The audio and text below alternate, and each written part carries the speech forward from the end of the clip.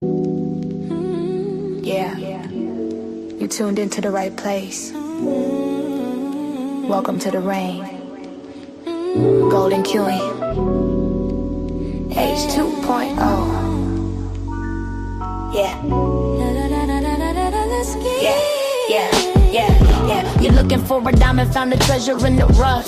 Tired of all the noise, cause you finally had enough. I'm here to build a movement on a mission for the nation. Dropping gems of knowledge, killing all the hesitation. We fighting for the truth, yeah, we fighting for what's right. Building unity and shining up a brand new light. It's a variety channel, but the vision's crystal clear. Pushing us all forward, conquering the doubt and fear. Welcome to the Queendom, H2.0 on your screen, where the content's real and smart and funny in between. This is more than just a stream, it's a platform for the change.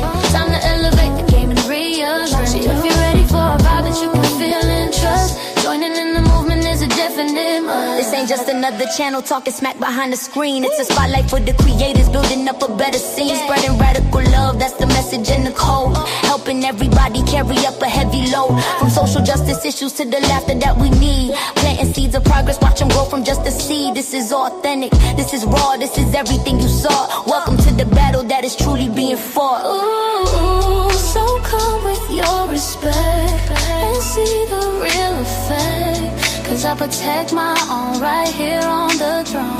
Don't make me envy. Unleash the dragon.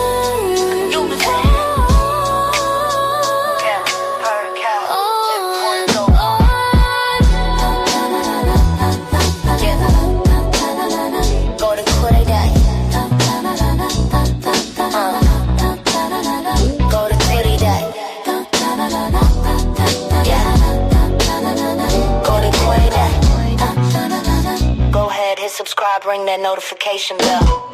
Yeah, you don't wanna miss a thing. Welcome to the family.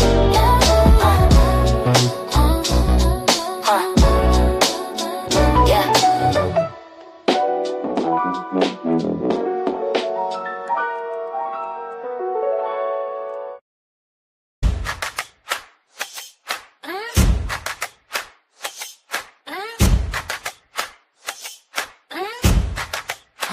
Yeah. They thought we were sleeping. Work out! Work out! Work out!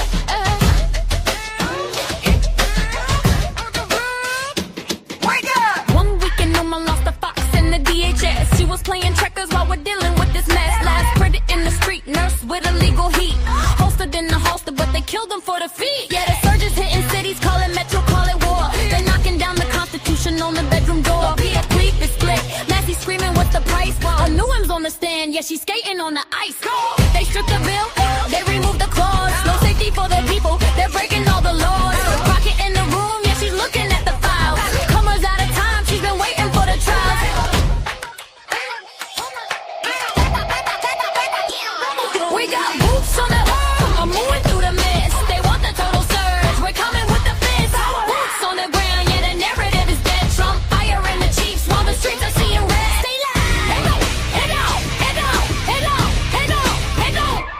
We got boots on the ground, moving through the mist. They want the total surge, we're coming with the fist. Boots on the ground, yeah, the narrative is dead. Trump firing the chiefs while the streets are seeing red.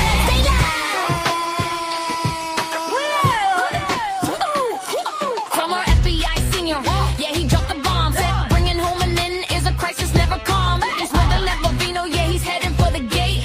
Ellison is smiling while the judge decides the fate. Not credible, they said, yeah, he lied under the oath, trying to occupy the city. Now we're seeing the growth of the resistance, the persistence. 2-way to the left, unlikely alleys fighting back against the state that sponsors death. Listen close, listen close, listen close, listen close. They removed the ban on deporting the citizens. They're current appearing for the bullets in the prisons. From Indianapolis to DC, the wall is falling down. They can't stop the movement when we're holding down the town. Got boots on the ground, moving through the mist. They want the total surge, we're coming with the fist. Boots on the ground, yeah, the narrative is dead. Trump firing the chiefs while the streets are seeing red. Stay out, lay down, lay down, lay down, lay down, lay down, lay down.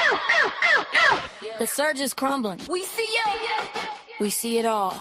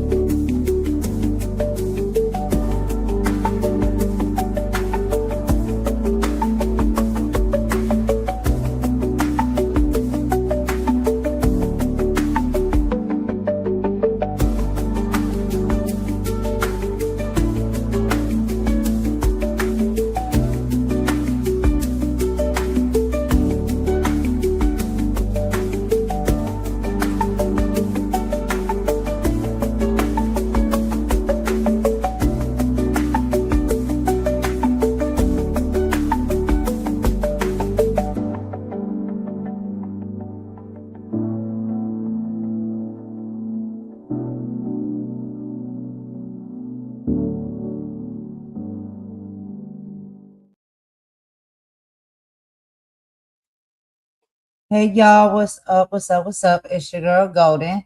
So I'm back. Like I said, I will be this evening with another video, y'all. We got some more topics that we got to cover and get into. It is about 5:40 p.m. here Eastern time in the Carolinas in the United States. And yeah, y'all, we have been outside 2 times in that snow, and I am not going back out no more today. So I'm gonna be in for the evening.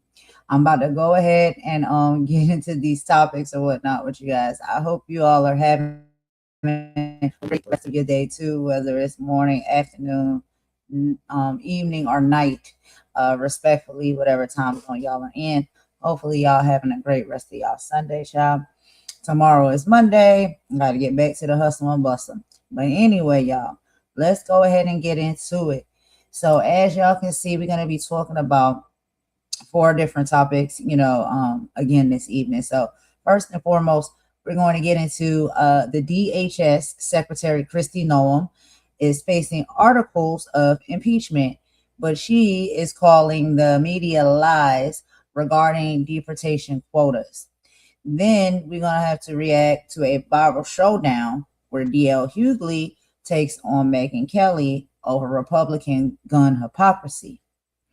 Finally, we will discuss the shockwaves from, the Minnesota church protest arrest. Don Lemon has been released, but a disturbing pattern has emerged, and a lot of people are speaking on it, especially Jemele Hill, as she sat down with the CNN panel to point out that during those arrests, it seemed that every journalist that was targeted seemed to be Black. So the questions are, is this the First Amendment being applied based on race or not? And I don't know. Y'all let me know what y'all think. So when it comes to Kristi Noem and the impeachment firestorm, Homeland Security, Kristi Noem is officially under fire. House Democrats have introduced articles of impeachment against her, alleging unethical contracts and lawless enforcement. But Noem just went on the offense, slamming the media for what she calls deportation quota laws. She's framing this as a direct attack on her ability to secure the border. We're going to look at the receipts and see if this impeachment is a real threat or is it just a political stunt. Now, when it comes to DL Hughley and Megyn Kelly and the gun double standard, this is the debate that everybody is talking about. DL Hughley went onto Megyn Kelly's show and absolutely dismantled the argument surrounding the Second Amendment rights. Hughley did not hold back, calling out the GOP's double standard when it comes to who is allowed to bear arms and who is not. It was a masterclass in challenging the narrative, and we have the clips here and parts of the conversations that Megyn probably didn't wish went viral. When it comes to, of course, the Minnesota arrest with not just Don Lemon, but 3 other reporters as well, we're going to be getting into a conversation with Jemele Hill on CNN, who is speaking out. This leads us into a deeper conversation that I think needs to be had about who the law is actually targeting right now. Jemele Hill and the panel on CNN highlighted a startling trend following this church protest. They pointed out that while many people were present, the DOJ seems to be zeroing in on a very specific group. We're looking at the claims that the federal government is effectively criminalizing Black media while giving others a pass. And finally, with the Don Lemon, the update we all were waiting for, we got, and we reported on that here on the previous live. Don Lemon has been released from custody. We know, yes, over and over again, I keep saying, he was arrested by federal agents in LA. Lemon appeared in court and he was released on his own recognizance. But the charges aren't going away. He's being hit with federal civil rights crimes for his coverage at that Minnesota protest.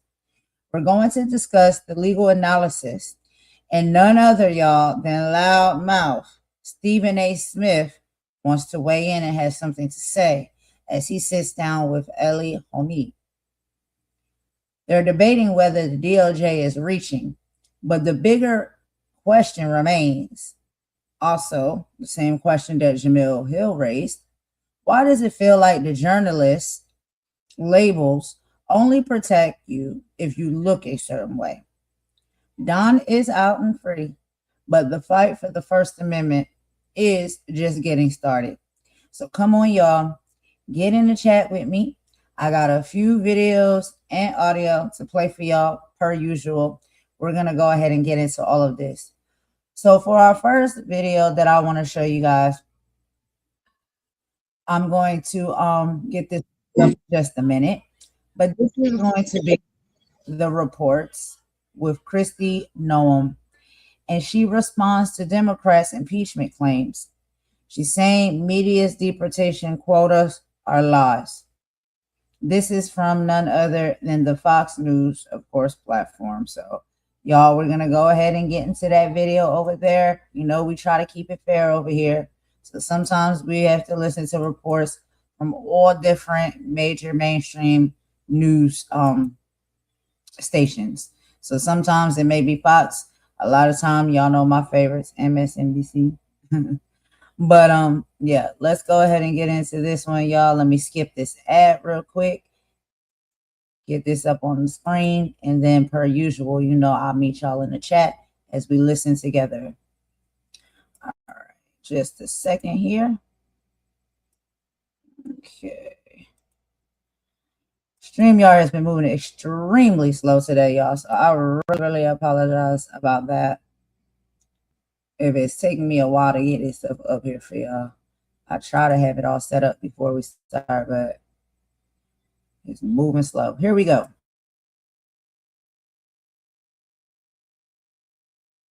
Trump is telling DHS Secretary Noem to, under no circumstances, should her department intervene in Democrat city protests until the city itself asks for help. Please, he said. It comes as a federal judge rejects Minnesota's request to block the surge of ICE agents in the state. DHS Secretary Kristi Noem joining us now. Madam Secretary, thank you for being here. We have a lot to get to, but obviously the president's most recent statement there on Truth Social, your reaction and thoughts on where this is headed now. Well, the president's exactly right. We've got the Department of Homeland Security that is coming off its most successful year under his leadership in the history of the department. We have secured the border. We've driven down the murder rates and the crime rates to historic lows in this country, saved hundreds of millions of lives by interdicting drugs across the country and in our maritime borders. We've seen the left violently react, perpetuate violence and mob rule in our cities in retaliation for President Trump enforcing the law. And we're going to continue on a tactical plan to confront this violence that they're bringing to make sure we still continue to do the right thing. We're going to enforce the law, focus on the successes that we've had for the American people and bringing public safety to them. And we're going to go into this next year delivering even more results, making sure that our officers have the ability to conduct operations to get these dangerous criminals off of our streets that are perpetuating violence, and continue to go forward and deliver FEMA funding and help these states that have been so hit hard in these storms recently, and run TSA and keep our airlines and air traffic control safe. All of those are jobs of the Department of Homeland Security that we need to continue to push on, even though we have these violent monsters that are attacking law enforcement every day, continuing to use their tactics. We will outsmart them, and we will make sure that we keeping America safe. Well, indeed, President Trump obviously sent Tom Homan into Minneapolis to change up the strategy, as you just mentioned. Tom Homan gave a press conference earlier last week saying that there were mistakes that DHS made on the ground in Minneapolis. What were those mistakes? Oh, and I would say that we can always do better, and we learn from every situation that we're in. We see a very organized, well-funded campaign of violent protests against our law enforcement officers. And so we're going to continue to get as much information as soon as possible to give a strategy to protect people, protect our federal buildings like the president laid out yesterday. And we're going to make sure that the American people are safe, that we still continue to go after violent criminals who are trafficking drugs, trafficking our children, and bring them to justice and get them out of our country. If you think about last year of the Biden administration, over 125,000 children just in that year were trafficked across the border. And by securing that border this last year, zero children have been trafficked in the last 12 months because of President Trump's leadership. And that's what we're going to continue to bring. You've heard about all these children that we found and returned. We actually have countries that are asking for their children back. The president of Guatemala wanted their children back that had been trafficked in our country. And we tried to facilitate that, in an activist judge stopped us from giving those children back to their families. So we're going to continue to work no matter what these left violent protesters are doing to stop law enforcement and to put people's lives in jeopardy. Yeah, speaking of the children, by the way, it's incredible. Not just have you not had any children trafficked over the border, but you have returned almost 150,000 of them to either their parents or located them. They were literally lost in the system. It's truly remarkable. And I know that many of them had fallen into sex trafficking. So it's an incredible story to tell. And it happened under DHS. And I think that's why the president this past week wrote Truth Social saying that you're doing a great job, actually. Here is another story about a child. So here's a judge. We've all heard about this 5-year-old in Minneapolis, who his father was apprehended by ICE, and then he ran away on foot, abandoning the child. And then when ICE tried to find his mother, the mother refused to open the door for the child. And somehow DHS or ICE takes this child, gives the child food, protects it from the parents who've abandoned him. Somehow ICE is the bad guy in this situation. Well, a judge has ordered the release of this child who was in custody because his parents had abandoned him. The case has the judge says the case has its genesis in the ill-conceived and incompetently implemented government pursuit of daily deportation quotas, apparently, even if it requires traumatizing children. So first, let's address this quota. Is there a quota that you're getting from the White House that you have to meet? Or are you just addressing crime and criminals as you see as they come to your awareness? No, Rachel, there's no quotas. And let me be clear, these families always get the opportunity to stay together. This child has been with his father, which was the father's choice. We offered them the opportunity to go home, to send them back to their home country if they would like to. The father chose to stay, and therefore we're following the legal process. But it's shocking to me, the media's lies about not just that story, but day after day after day about what we do for work in this country to bring people that are dangerous criminals to justice and then remove them from our country if they don't belong here, if they came here illegally. We have the opportunity every day for people who want to go home and are in this country illegally. We give you $2,600. We buy you a plane ticket and send you home right now. That's a voluntary program. We've had millions of people take advantage of that. That is something that we still want individuals to make the right decisions so they have the chance to come back to this country the right way. Secretary, a lot of people said no one would take, they actually mocked the self-deportation notion, and yet millions have done that. Just very quickly, They have. You've been there a little over a year. How has morale changed at the Department of Homeland Security in spite of all this media? Oh, the people at the Department of Homeland Security and law enforcement are so excited they get to do their jobs. They're so proud to work for a president that is strong, that is decisive, and that wants to make America safe and enforce our laws again. So they're doing great. In fact, Rachel, just at ICE, we had over 220,000 applications for 10,000 openings. At USCIS, we've had tens of thousands of applications. Secret Service applications have more than doubled. We've got people in every department department that are asking to come and work for the Department of Homeland Security because they recognize that we want to defend the homeland, that a country with no borders is no country at all, that people who live here and our citizens deserve safety on their streets, and that we deliver a response of protection of our critical infrastructure and relief to states when they face disasters through FEMA as well. It's a vast department with a lot of responsibilities, 23 different agencies, all tasked with keeping people safe. And that's exactly what President Trump is doing. And, Madam Secretary, you're getting a lot of criticism recently. Now, in the wake of Alex Preddy's tragic shooting, you described him as a domestic terrorist, and that has seemed to have led to many Democrats, including Minority Leader Hakeem Jeffries, who you just heard in Chad's report, now threatening to try and impeach you, calls for your resignation. So my question is a little bit twofold. One is, do you still hold that view that Alex Preddy is falling in the category of a domestic terrorist, and your response to those like Jeffries and Democrats that are calling for your resignation and threatening impeachment?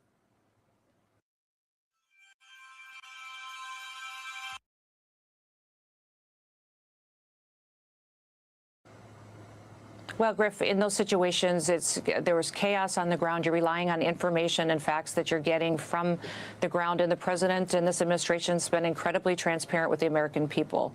And so when those reports are given, you give as much information as you possibly can. And we continue to go through with the FBI leading on these investigations to get to the bottom of this situation, these protests and fraud that we see in Minnesota, who's funding them, where the billions of dollars have gone that were stolen from the American taxpayers and citizens. We'll continue to do our work. And, this job is an honor to do. I'm very blessed that I get the chance to lead the department.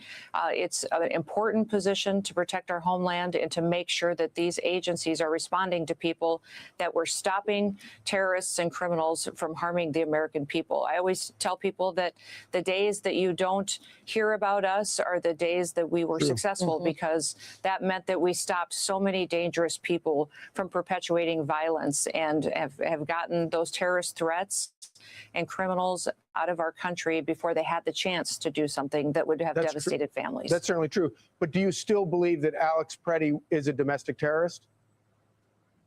We're going to continue to go through with this investigation and deliver information as we go forward.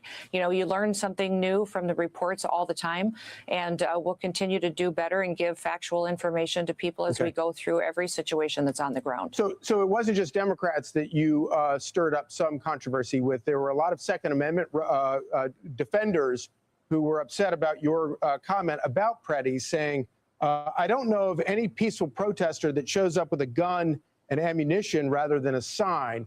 And a lot of people, gun owners who are, rely on you to be a faithful defender of the Second Amendment, saw that as undermining Second Amendment rights.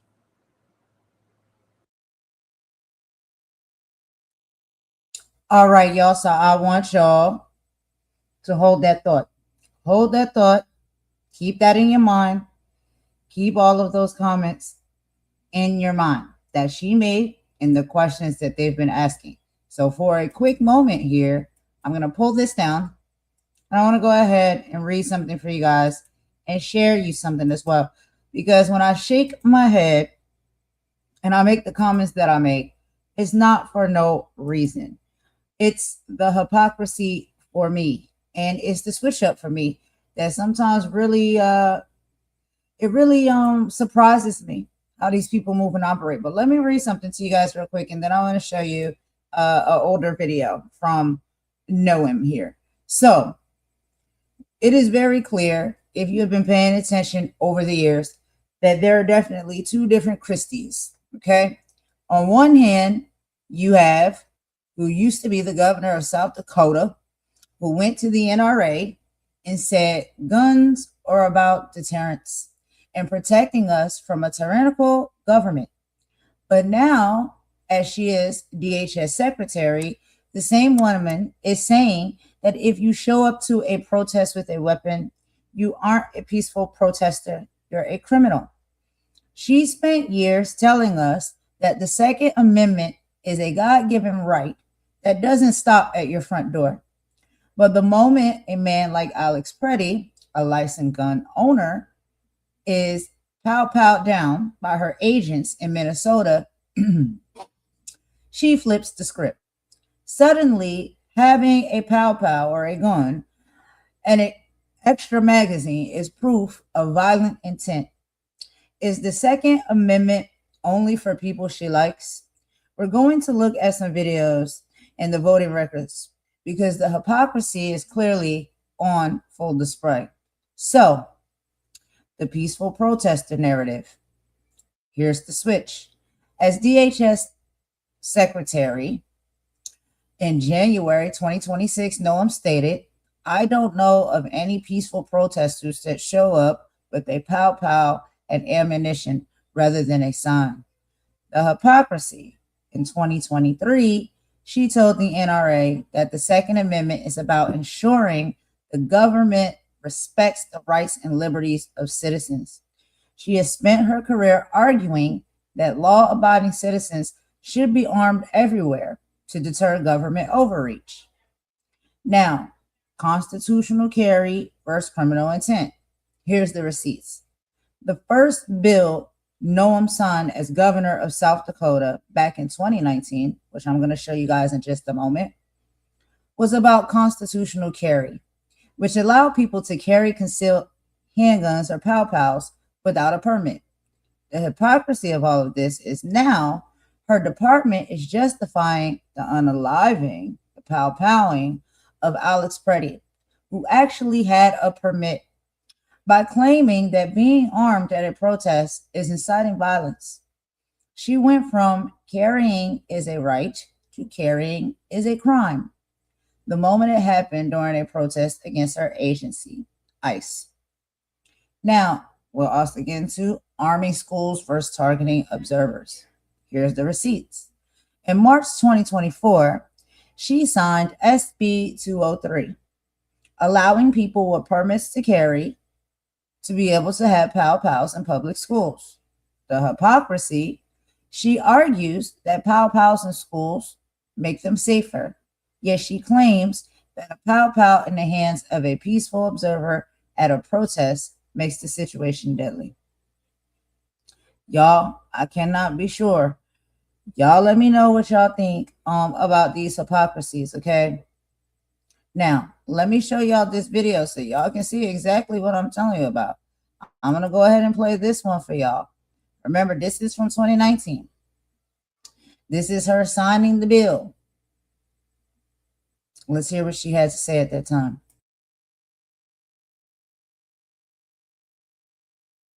Governor Kristi Noem is in the news for another reason.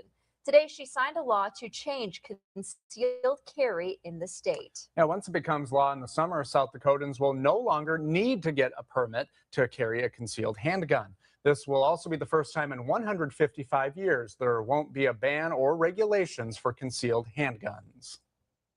It's been debated, it's been vetted. My administration, as well as many of the legislators behind me, have heard from citizens on this issue, and the robust and thoughtful process has resulted in the legislation that I have in front of me today. I've been looking at several angles associated with the law throughout the day, including reaction from law enforcement to the change. You can find that on KELLOLAND.com and on KELLOLAND News at 6.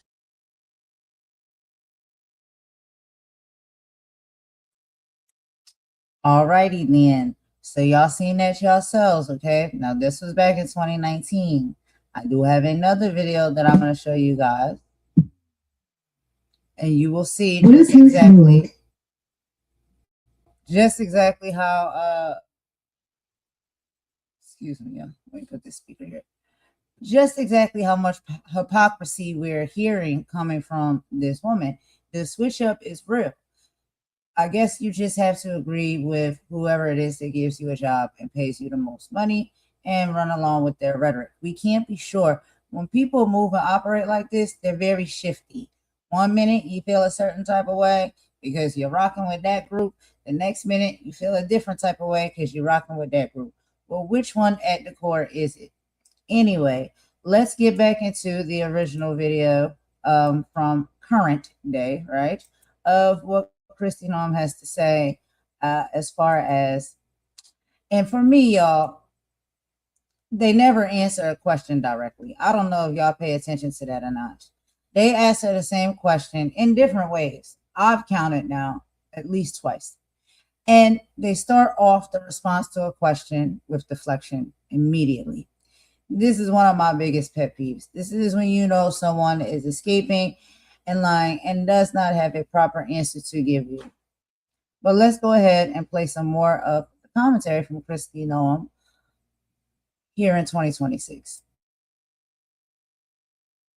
Oh, Charlie, you know, I'm a carrier as well and a lifetime member of the NRA. There's nobody who's more pro Second Amendment than me. What I would say to that is you had an individual.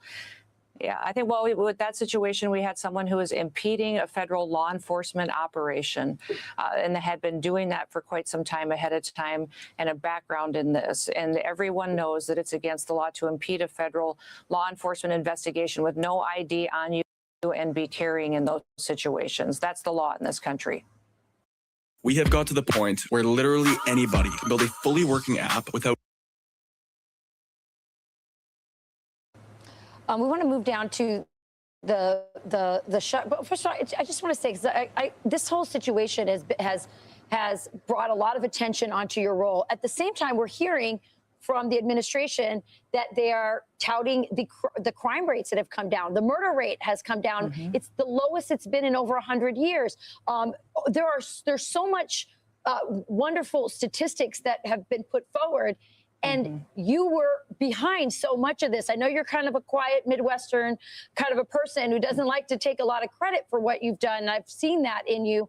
But you were doing exactly what the White House asked you to do. And the successes also are attributed to you. Do you want to talk a little bit about these crime rates and what your department and your leadership has done specifically towards that? Well, the statistics speak for themselves. With crime rate at historical lows, it's at the lowest rate across this country since it started to be tracked over 125 years ago. Murders have dramatically dropped. We've got drug trafficking down, fentanyl coming over the southern borders down by almost 60%.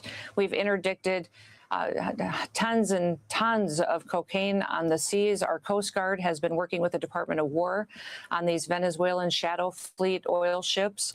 The work that the Department of Homeland Security does, I've been proud to direct because it's been singularly focused on doing exactly what President Trump campaigned on, exactly what he promised, and that was to make sure we're using all of our government to do what we can to bring safety to the American people, to stop the invasion. And think about that. We had millions of people that crossed that southern border, unvetted by the Biden administration, no idea who they were. And other countries unloaded their prisons, their mental institutions, sent people to this country that wanted to do us harm. My job is to find them, bring them to justice, and get them out of this country before they harm us and to harm our citizens. So I'm so proud of the work that we've done at the department. It was a neglected department before I got here. It was run by a secretary who didn't pay attention, didn't address our threats. In fact, the first day that President Trump was in office, and on New Year's Day, even before he took over, we had a terrorist attack in this country, in New Orleans. And that's what we get up every day and work to stop and to make sure that we're getting those terrorists and suspected terrorists out of our country. And Madam Secretary, just before we run out of time, I do want to ask you about another job at the department, and that is, of course, FEMA. You've been leading the effort as this historic winter storm has hit. I've spoken to members of Congress from Tennessee, my home state, who said that they are terrified of the impact that this government shutdown could have on getting resources and funding to FEMA in places like Tennessee, Mississippi, North Carolina that are being hit hardest. Yeah, this winter storm Fern, that devastated dozens of states. There was 12 that were major disaster declarations, and we worked with all of those states to pre-deploy resources to send them funds immediately. FEMA's been responding and delivering support to these states that are managing through these disasters 3 times faster than they ever have before. And we just last night had this bomb cyclone that hit the Carolinas, and in talking with their governors and talking with Virginia and their government as well, we can pre-deploy food and meals, generators, teams to help set up those generators, keep people warm through this cold snap. That is all proactive work we're doing to help support these disasters that are managed by states but executed by the local officials. And I think it's been phenomenal to see that partnership. But does FEMA was a political disaster before President Trump came in and said, we're going to reform it, make it responsive, and that's exactly what we've done. But it needs to be funded in order for us to be able to give this kind of support. And this Department of Homeland Security bill is critically important to make sure that FEMA has the dollars it needs to respond. FEMA's charged with running our critical infrastructure and maintaining our government on our very worst day. That's the agency that ensures that our government continues to run should we be attacked, should we have a terrorist attack in this country, and we have a leadership situation where that needs to be in place. So this is a critically important agency that to not fund would be not just devastating for states in a disaster, but also for the continuation of our government. Well, let's hope the lawmakers on Capitol Hill are listening to you this morning. Madam Secretary, thank you so much for your time today. Thank you so much. Great to see you. Thank you, Secretary. All right, y'all. So I have another video I want to show you. So let's go ahead and get into this, okay? This is Kristi Noem. And this is her speaking on Biden's gun control push, defends the Second Amendment in fierce NRA speech. It's not that long, but I want you to hear some of the things that she says. I want you to really fully pay attention to what she said in that speech and compare it to the things that she is saying in current day time. So let's go ahead and get into that, y'all. Give me just a second to get this up on the screen. Let's go ahead and get into it.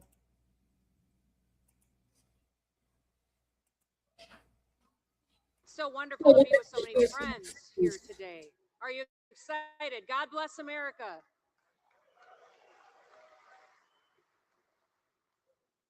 Charlton Heston once said, those dead old white guys who invented this country, they knew what they were talking about. So often all we need to do to inspire us for future fights is to look at the examples of the past. Our founding fathers and our former leaders, they charted a visionary path for our country. They created an exceptional experiment of freedom and a personal responsibility that would withstand centuries of storms and challenges. To keep what they built, we must be people who act on values and character rather than our personal benefit.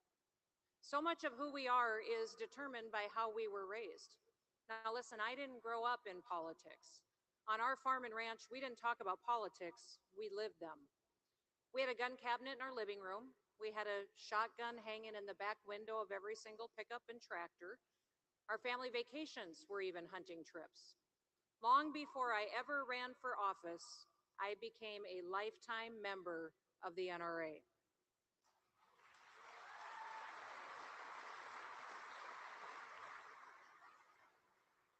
My dad taught us life lessons. He taught us common sense, and often those were taught during our hunting trips. As soon as we were old enough to ride a horse, he would take us hunting. He'd pack us by horseback, sometimes 20 miles back into the wilderness to hunt elk. I didn't always know it back then, but those hunting trips gave me a lot of confidence. They helped me become a problem solver. For instance, I remember being only about 9 or 10 years old, and we had hunted all day, miles and miles from camp in the high country in the Bighorn Mountains, when my dad turned to me and he said, Kristi, hunt your way back to camp. I'm going to go around this ridge and I'll meet you there at dark. And he disappeared over the ridge. Now, to a 10-year-old girl, this was terrifying. And as strange noises came and darkness fell, I had to rely on my instincts and my horse to find my way back to our tent. Now, years later, Mom shared with me that my dad had followed me at a safe distance all the way back to camp to make sure that I got there safe. Now, before you get all warm and fuzzy on him, I also want to tell you that he made bear noises the whole time he was following me. Scratching trees and growling at me. So, he made sure I lived, but he wanted me to be lived scared. But he made me stronger. And it also made me realize that I could conquer challenges that were put in front of me. It made me who I am today. And that's the first female governor of the state of South Dakota.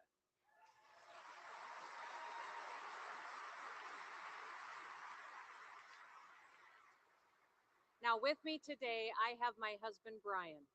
who has been with me every step of the way for the last 31 years. Now, I want to thank him for all of his support, but also for the amazing family that we've been blessed with. And speaking of family, I've got 3 kids, 2 son-in-laws, and did you know that I'm also a grandmother? Not just once, but twice. Have 2 beautiful grandchildren.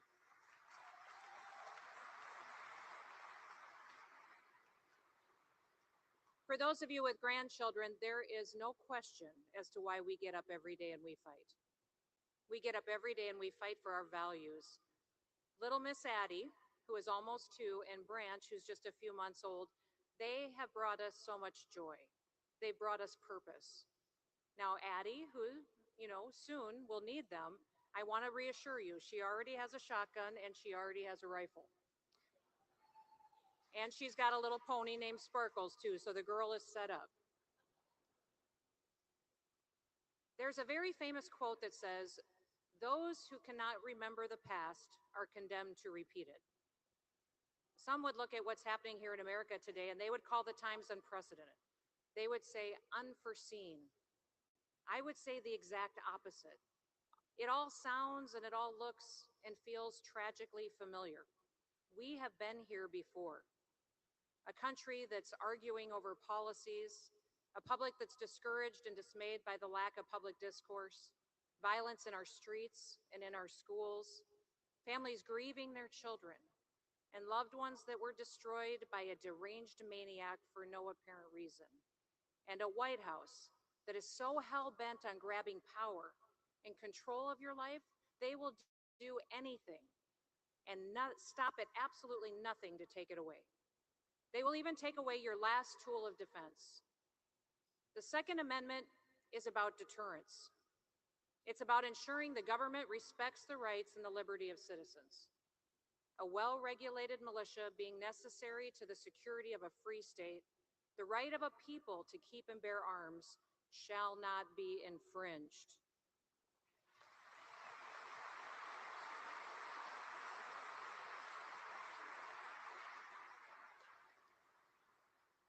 Those 27 words are freedom's last line of defense. The founders understood deeply that without an armed citizenry, authentic freedom could not and would not survive. And how did they know this?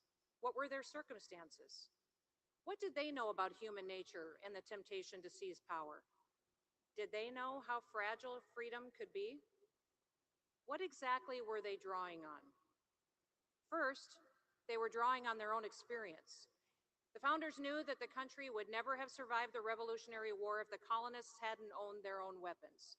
The very first battles of the Revolutionary War, the battles of Lexington and Concord, started when 800 expertly trained British soldiers came to seize the weapons of the citizens. Those colonists, those Americans, were untrained. They only had their personal weapons, their muskets and pistols to fight back.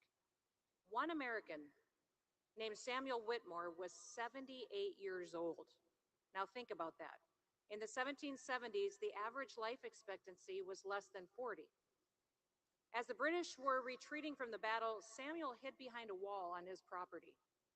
He ambushed the British all by himself. He shot one with his personal musket. He then shot 2 more with personal dueling pistols. All 3 of those British soldiers died from their wounds. For his heroism, Samuel was shot in the cheek, bayoneted 6 times, and clubbed repeatedly.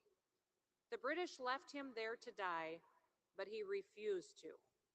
He got medical treatment and he lived another 18 years.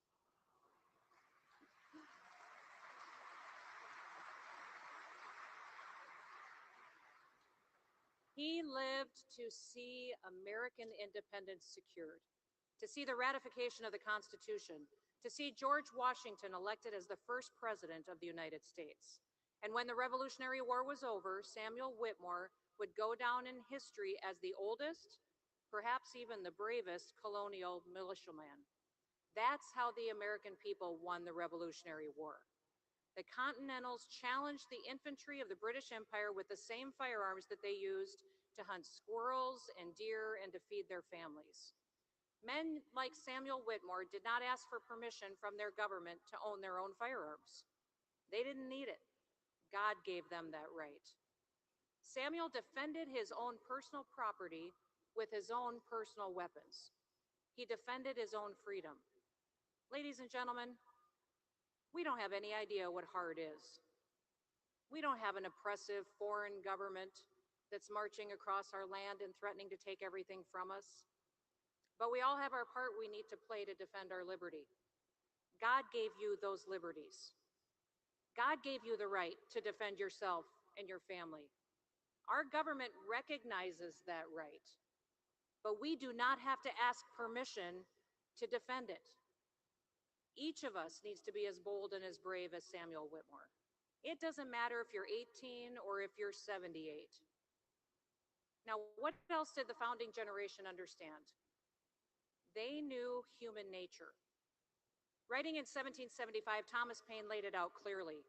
With avarice and ambition have a place in the heart of man, the weak will become prey to the strong.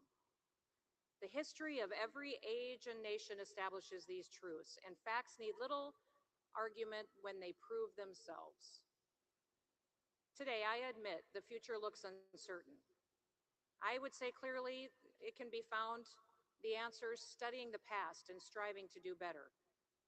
Let's be teachable. The National Rifle Association has leaders who stand in the vortex for us today, such as Wayne and Susan. We see them and their family walk through the fire for us, and we are grateful for that. But we should also look at headlines from 25 years ago and see what we can learn for today. I want to reference a Washington Post article that was dated June 9th of 1998. It summarizes where we stood then in this battle for freedom, but it also reflects much of today's reality. The Post reported the following. The National Rifle Association installed Charlton Heston as its new president today and loudly applauded his pledge to steer the organization back to the political mainstream from what Heston described as the fringe of American life. The choice of Heston was seen in large part as a response to public relations problems for the NRA. They had intensified recently because of several school shootings and rising calls for stricter gun laws opposed by the group. Now, having the right messenger matters. You ask why I'm here today? Why do I boldly support the NRA? Now, I probably don't look like a traditional NRA member. The media would have us believe that the NRA is only made up of old white guys. And all you old white guys can be proud and raise your hands.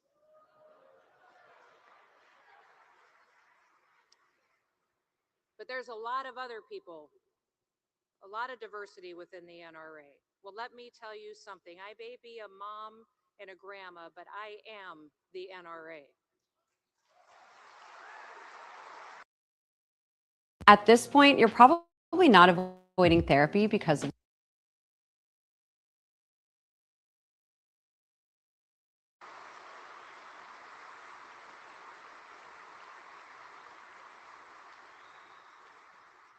Our daughters and our granddaughters, every American is the NRA. I didn't know I could even be a hunter until I saw my grandma was a hunter, and she was a pretty famous duck hunter. She was good. The Post in that article went on to say that Heston rose to power in the NRA because of the need to soften the organization's public image. Calling the school shootings a child issue, not a gun issue, Heston reasserted the NRA's long-standing position that violence grows from unraveling family values and weak prosecutors and judges. He also added a new twist. He called on the White House to acknowledge many gun violations go unprosecuted for lack of resources. He called on the Justice Department to start prosecuting every federal gun law violation in one major city. This, he said, would include attempts by felons to buy guns, which are rarely prosecuted except in combination with violent crimes. Heston pulled no punches in his first day as president. Referring to the Second Amendment, he said, those dead old white guys who invented this country, they knew what they were talking about. Now, again, this article is from 25 years ago, yet that conversation is so relevant for today. What if prosecutors actually did their jobs instead of going on the political attack?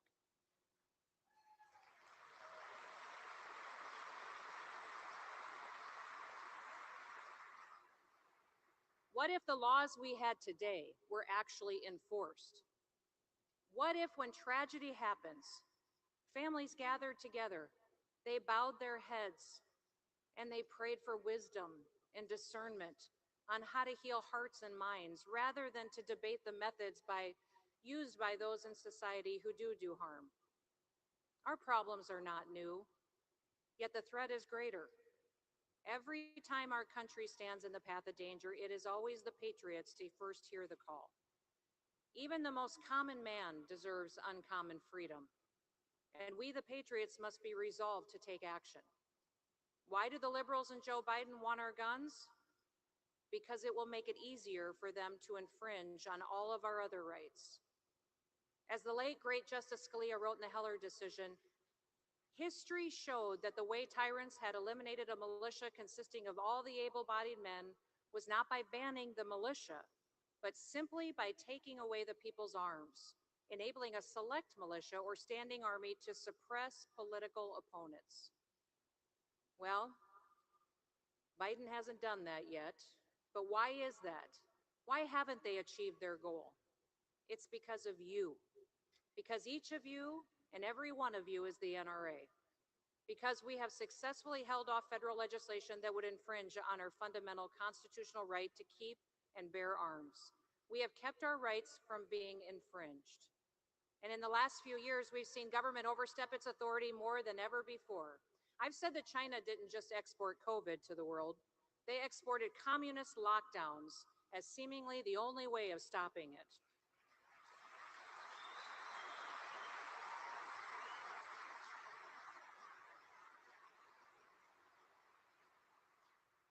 In fact, until South Dakota refused, and was the only state that refused to issue any lockdowns,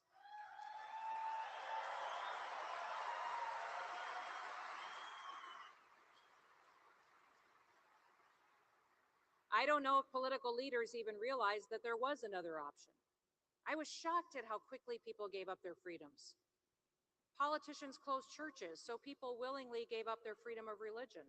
Politicians said you couldn't gather in groups, so people willingly gave up their freedom of assembly. Politicians worked with social media companies to stifle dissent, so people willingly gave up their freedom of speech. I think the American people could learn a thing or two from the NRA. This is not a group of people who give up their God-given constitutional rights willingly.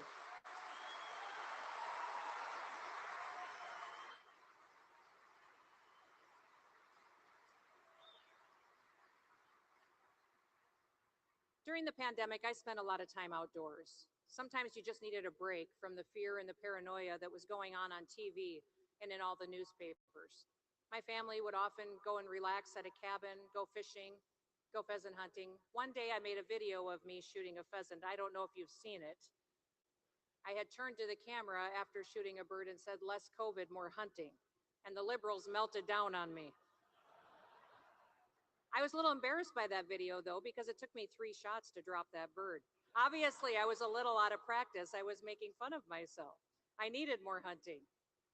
It wasn't my best day shooting, and I shouldn't have been surprised when PETA and all the liberal media came unglued and came after me. They couldn't believe that I would say less COVID, more hunting. I was kind of confused by it. Did they want more COVID or less hunting? But since then, we've had less COVID, so thank God. And we've had plenty of more hunting. In fact, South Dakota has the best pheasant hunting in the world. And if you haven't come to enjoy it with us, then you should. But South Dakota's greatest asset is our people. Our state motto is, "Under God, the people rule." And while enduring many challenges over the last several years, we have worked together to turn those challenges into opportunities. Our state is thriving as a result of embracing liberty and personal responsibility. We're setting the standard as the most Second Amendment-friendly state in the nation. The very first bill that I signed as governor guarantees constitutional carry for all law-abiding South Dakotans.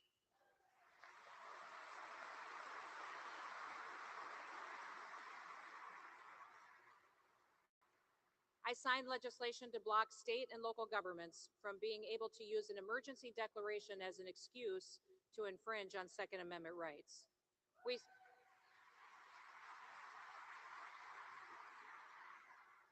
We strengthened our stand your ground law. We updated the definition of a loaded firearm to mean that if a round is chambered, making it easier to respond in situations when seconds count. And we made South Dakota the first state in America to not charge a fee for any concealed carry permit. In fact, we now even pay for your federal background check. It will not cost you a penny to exercise your Second Amendment rights in South Dakota.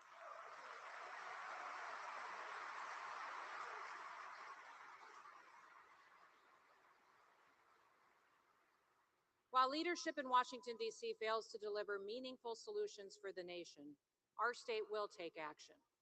South Dakota enjoys the strongest economy in the country, the lowest unemployment, and unprecedented economic growth. Make no mistake, freedom generated those blessings. Winston Churchill once said, "Never give in, never, never, never, except to convictions of honor and good sense." Well, here, my honor and good sense require me to continue to fight for freedom, and that's what I'll do. As I look around this room, I see resolute faces prepared to stand up for honor and for good sense. You are prepared to defend our right to keep and bear arms. I also see a media at the back of the room who insists that we're crazy for doing so. They're prepared at times to shame us and to demonize us. I know they'll attack me for giving this speech and what I've said. But if they think that that's going to stop me, then they weren't paying very much attention during the pandemic. It's not just the media and the big government.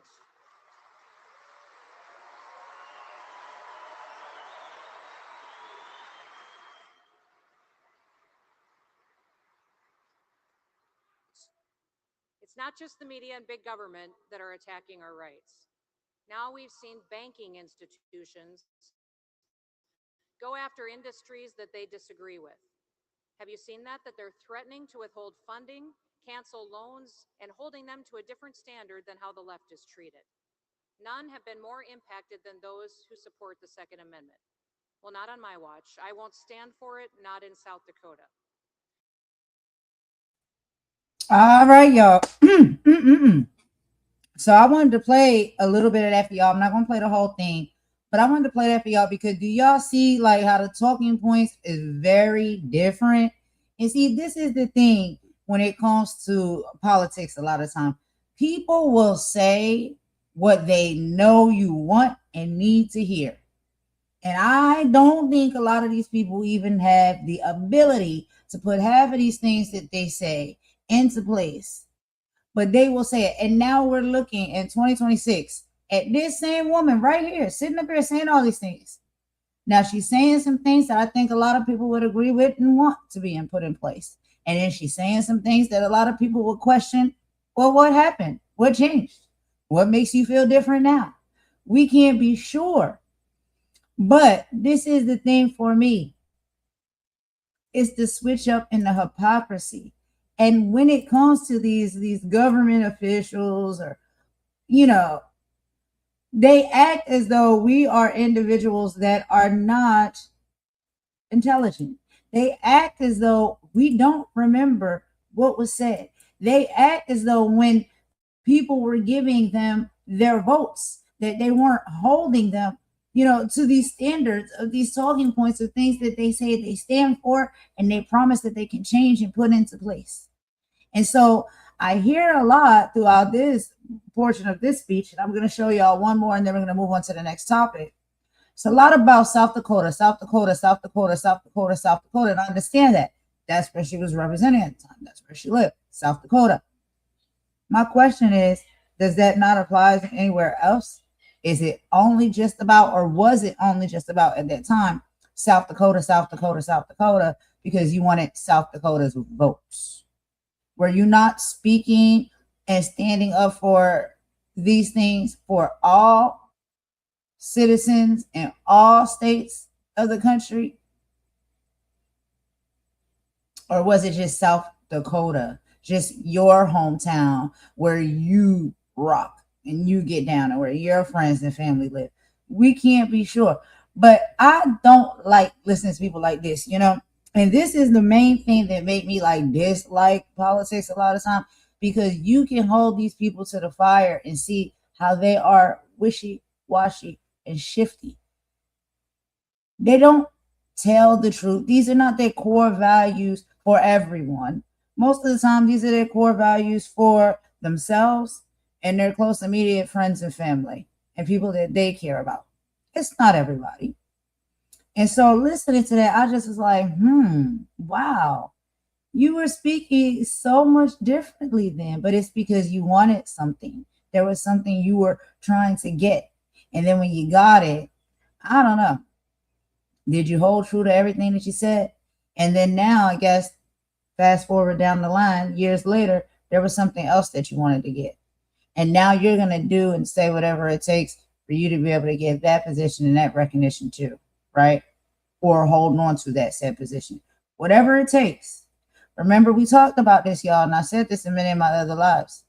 Whatever it takes. We are living in a world where people will do whatever it takes. Say whatever it takes. Let's listen to this. This is an interesting one here that I want to go ahead and let y'all listen to. So this is also some words at a speech with Kristi Noem.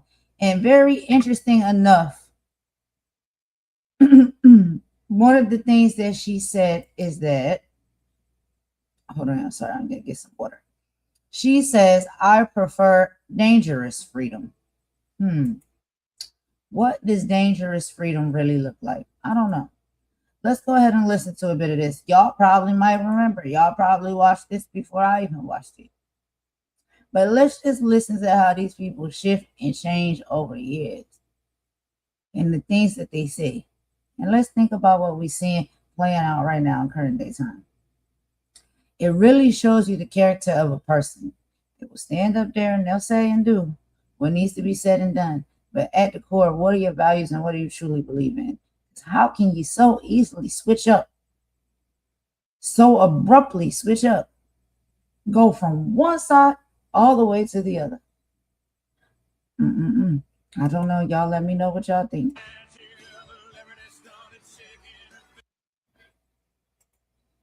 I became a lifetime member of the NRA.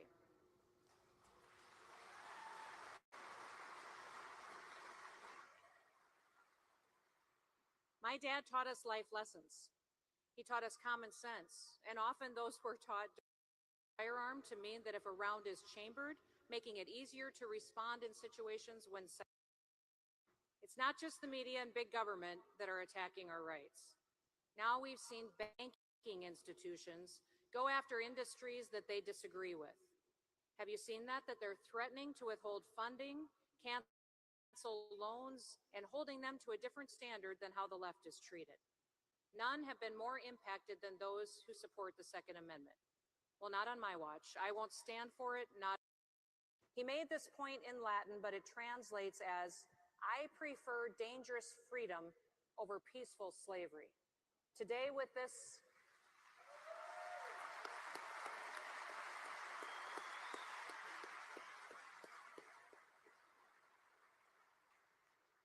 I'm not sure, do you have a microphone, Wayne? You don't. I get to put words into your mouth then. There you go. You're doing great. Wayne is extremely grateful to me for doing this for the NRA today.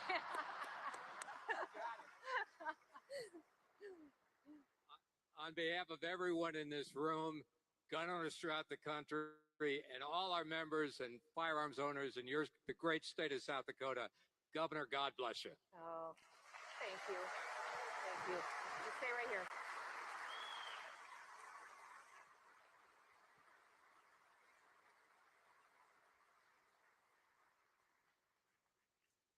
This is Executive Order number 2023-04. The State of South Dakota Office of the Governor, I will be signing it on behalf of protecting those industries related to the gun and firearm industry from being discriminated against by financial institution, banking, credit card, or otherwise.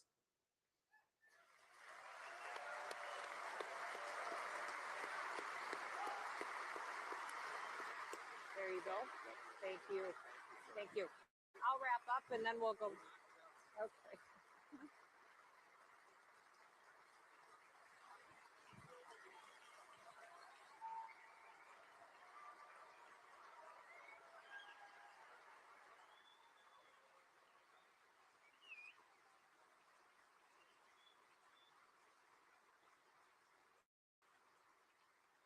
As you leave here today, I want you to remember that quote that Thomas Jefferson wrote to James Madison.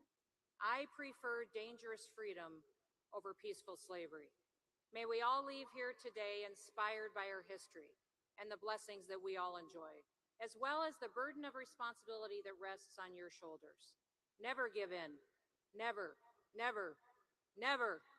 Our freedom is in your hands. Thank you.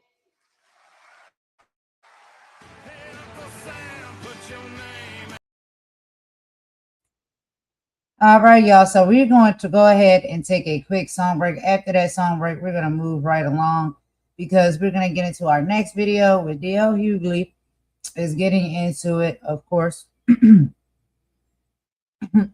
me, y'all. 1 second.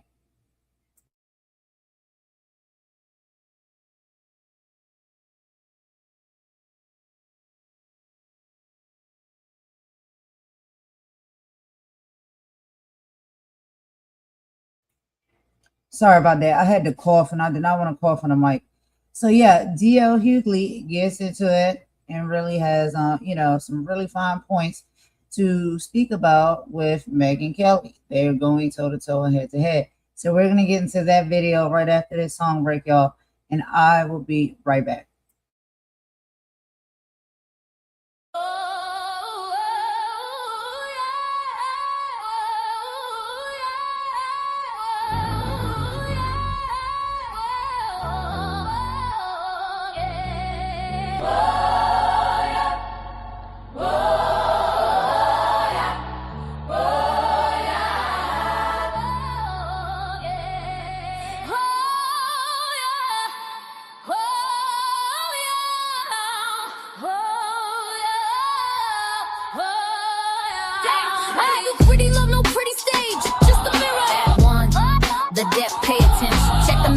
They drag us from the coast, middle passage madness, where we lost the most. Packed in hoes like cargo, spirits in a cage. Built a brand new nation, lived a life of rage. Yeah, we were the property, the 3/5 compromise. Picked the cotton, built the White House with our hands inside. And they watered all the poplar trees with our blood and cries. Yeah, you know what they were for beneath the southern skies. That strange fruit hanging message of their hate. A simple wrong look was enough to seal your fate. To my brown kin, they just stole it, called it manifest. Killed the Aztecs, stole the planes, put them to the west. The good old days, the signs on the wall. They want us broken, silent, waiting for the call. They wanna push us backwards, drag us down to hell, but we ain't going back, not going back. We ain't going back. We ain't going back. We ain't going back. Let's talk about a word.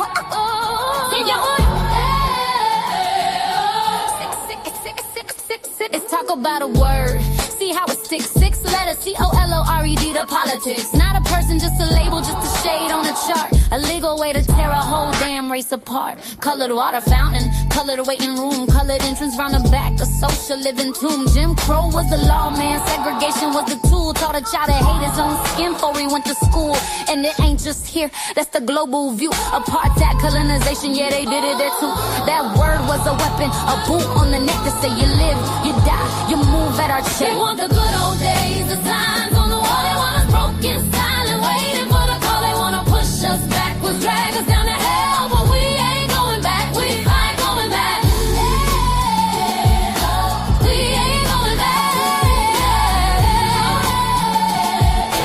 We ain't going back. We ain't going back. Don't you dare say it's repeating. It never stops. They just got new suits, new slogans, new cops. They ban the books that tell the truth of Act 1. They call a protest riot soon as the marching's done. They tell us get over it, it wasn't us. While they build the same systems of them and us. Gerrymander the district, choke the money from the school. Praise the good old days while they fill the modern jails. This is the warning, this is the last thing. We learned your lessons, now we understand. We are the children of the ones you couldn't break. We are the dream that you could never ever take. We are the fire you tried to douse with ice. We paid the cost, we ain't gon' pay it twice. You want us back in chains, you want us on our knees. We'd rather die right here standing on our feet. This ain't a threat, this is a promise we fulfill. We ain't ever going back. Oh yeah, it's the spirit you start to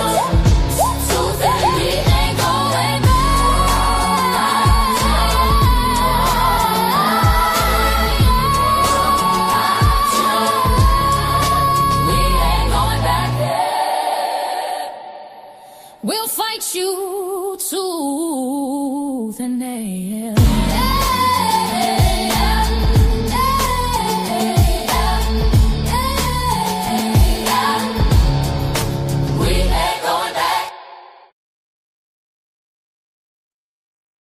All right, y'all. So I'm back, and I did give me some water to try to clear up my throat. I think I'm getting sick from being outside in this cold weather. But I don't like to cough on the mic because I just, that doesn't sound very good. So I'm sorry for that. Y'all have to mute down. But yes, so now after our song break, we're gonna get into our next topic right here. So DL Hughley versus Megyn Kelly. This is the 2026 rematch. So if y'all have ever seen any of the conversations and podcasts before, this is not the first time that DL Hughley and Megyn Kelly have got into it. We got to talk about the fireworks between them. They revisited their old battleground, but this time the stakes are even higher because of what just happened in Minnesota. DL didn't just argue, he dismantled the entire Republican stance on the Second Amendment. He looked Megyn in the eye and asked, why is a pow-pow a constitutional right? When a white man walks in a state house with an AR-15, but it is a unaliving warrant when a black man has a permit in a car or at a protest.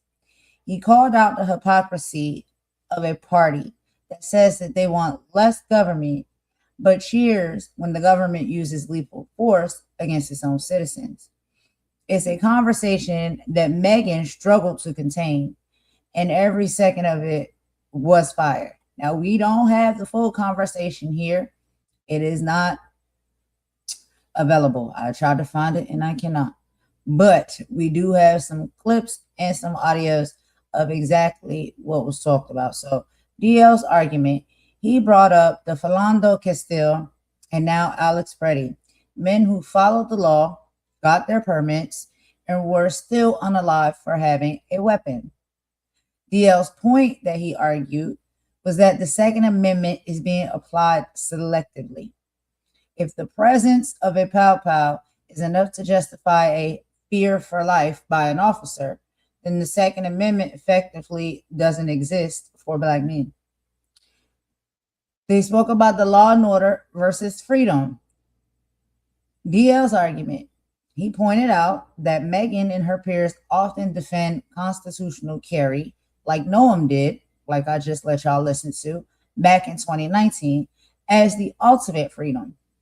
DL asked why that freedom suddenly turns into criminal intent the moment someone uses it to protest government overreach like ICE. He called it situational ethics. And then we have to get into the victim blaming narrative. DL's argument, Megyn tried to pivot, of course, like they always do, to the violent nature of the protests. DL shut it down by saying the media spends more time talking about the ammunition a man had than the unconstitutional actions of the government that brought him out there in the first place. He basically said, you're mad he bought a pow-pow to a fight that y'all started. So, child, this was a good conversation. It was a good back and forth. And Megyn Kelly's back was up against the wall. So let's go ahead and listen to a little bit of reporting of this, y'all. And we're going to be doing audio only for this one. But y'all, I want y'all to listen real closely and let me know what y'all think, because a lot of the commentary also surrounding this topic, but from the person who is commentating, I actually do agree with. Sorry to say. But let's go ahead and take a quick listen, y'all. Here we go. It comes to America, and I've been living in America my whole life, okay?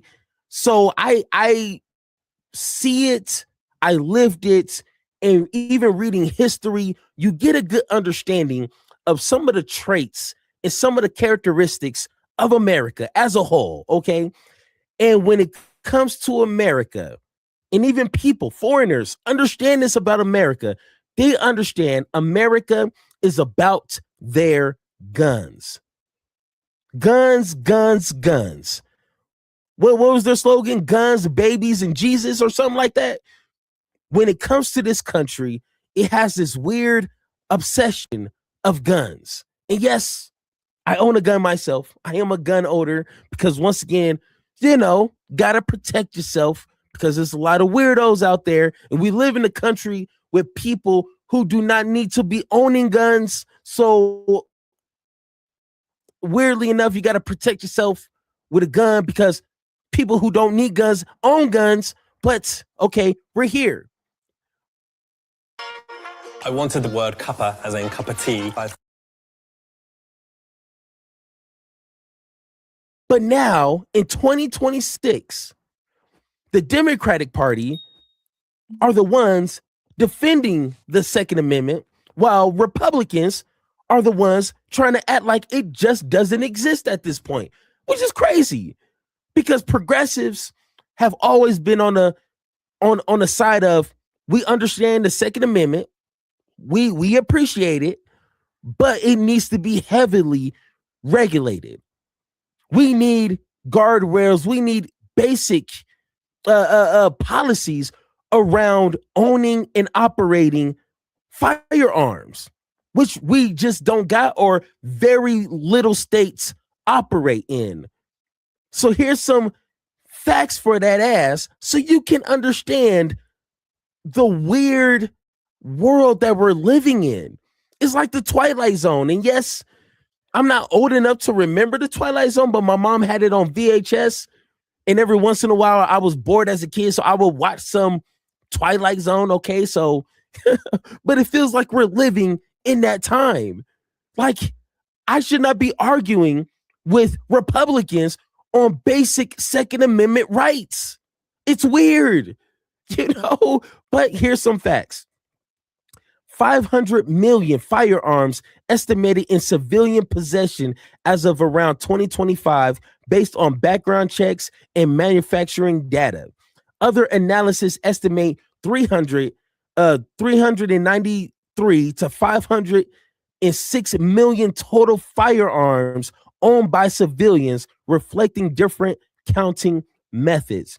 The U.S. has the highest gun ownership per capita in the world. I thought it was Switzerland.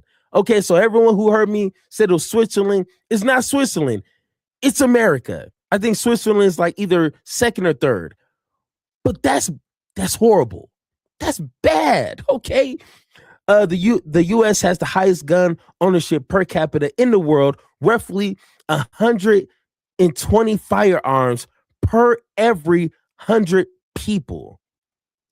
And this is the America that Republicans wanted. This is the America that Republicans constantly fearmongered Americans to. Remember that. In 2023, there were approximately 46,728 gun-related deaths in the United States, according to CDC mortality data. This includes homicides, suicides, accidents, law enforcement related shootings, etc. In 2024, there were around 568 mass shootings. 568 mass shootings, resulting in 711 deaths, 203,000 or 2 year. Right there. Killed the way that for instance, Alex Peretti was killed. And there is a political headwind against you. You never die once. They kill your reputation. Mm-hmm. They kill your history. They kill your thought. They have to villainize you. They have to destroy you so that it makes them, they have to blow out your candle so theirs burn brighter. Mm. And so you don't just die once, you die over and you die over and over again. You'll have people on the internet who don't know anything about this man, but have already created this narrative where he's a monster. And I think most people have seen past it. Most people understand what it is because we know what we saw. That man, there's nothing, what it say, no greater love does a man have than to lay down his life for his brother. Woo. I think he was very well aware of the danger he was in. I think that he understood with the potential of things. I guess apparently his parents had told him that it was a dangerous situation, and he did it anyway. And I don't think there's anything more humane than that. And then you have this contortion of the right arguing against guns, like the Second Amendment people are now having to find themselves in a position where they're having to say, well, you can have a gun, but you can't have it. We have spent the better part of the last, ever since, I guess, the automatic weapon ban lapsed, there has been a proliferation of weapons in any kind of incarnation. They want unfettered access to weapons. They want them in schools. They want teachers to have them. They want college students to have them. We've seen shootings at malls and country concerts and gay clubs and black churches and grocery stores and outdoor fairs. And every time those things happen, they never want to point at the gun. As a matter of fact, if you do that, they'll say you're politicizing it, and nothing more political than the safety of people. Hey, that right there, when he said it, you know, I have a bad memory. I got to always write things down because I will forget some stuff. I wrote that down. That right there is bars. The next time, which I'm pretty sure, you know, we're due for another mass shooting here. It's 2026, guys. What's going on? Every time they say, why are you trying to make this political? Guns in this mass shooting, it's not political. Hey, when it's regarding lives, it's always political. When it's regarding the safety of U.S. citizens, it's political. What do we think? Hey, thank you, Mr. DL Hughley, for dropping some facts for me to work with. Hey, bars right there. But they'll say you politicize it. Now, all of a sudden, the gun was the problem. Like, it's easier to get guns in America than Sudafed. Like, you could buy all the guns you want. You buy 2 packs of Sudafed, you're going to have to give a driver's license and make an accounting for yourself. And now we're doing all this thing where the right has to convince us. At one point, it was the right who was worried about the government becoming these jackbooted thugs, and they would have helicopters and tanks, and they would break into people's homes. And now that it's happening, they don't have a problem with it because the government they're trying to prevent them for, they serve. And now all of a sudden, a man who never used the gun, never brandished the weapon, never threatened anybody, is the symbol for all that's wrong in this country. I said this before, like me and Megyn Kelly had this argument. And also in Minnesota, if we're going back, maybe I think 2016 or 2015, there was a young man named Philando Castile. He was a black man with his family in the back, told law enforcement he had a gun, and he was still killed. And he was a gun owner. He told him he was a licensed gun owner. He told him he had a concealed permit. He had the gun out in plain sight. They still killed him. This is me arguing with Megyn Kelly on her show. Here's what we do know. He had a permit to carry a gun. When you get a permit to carry a gun, they tell you exactly how to act when a police officer. That doesn't mean he didn't threaten the officer. You're willing to give them a presumption of. I'm not giving them presumption. Well, the law gives them the presumption. No, their badge gives we them a don't know presumption. the facts. I mean, we saw this happen with Michael Brown of Ferguson, and we still don't know the facts there. We have a police officer's word and a grand jury's word. No, we have the Department of Justice's word. The Department of Justice shut down Ferguson. Ferguson had to be shut down because it was so corrupt. The Department of Justice found that the police there had endemic racism. They found that. Right. But they also exonerated Officer Darren Wilson. That's not a... And they found Hands Up, Don't Shoot was a Let me lie, ask you something. and that Michael Brown was the aggressor. Wow. Here's what I'll say. Don't wow me. The only place racism doesn't exist is Fox News and the police department. That's the only place. That's absolutely true. That's insulting. You just insulted millions of people watching this channel. And you know what? I'm insulted by the things I hear on this network, so we're even. I could care less about insulting people that insult me on a daily basis. Side note, hey, that is the DL. That's DL when he didn't have the gray hairs. So we already know DL's has always been on this. He didn't just jump in on a bandwagon because it's popular now. He's always been about this. This is why people like myself put respect on his name. You see what I'm saying? And that's just straight bars right there. I love it. Once again, DL, Put some respect on it. Megyn Kelly is the evilest human being I've ever seen. I can only hope that this bitch gets a eternal yeast infection. I swear to God, I hope she gets a yeast infection and that they have no more monostat. Yikes. I hope that she walks along and a biscuit falls on her ass every day. I hate her that much. But somebody who couldn't have the slightest modicum of compassion.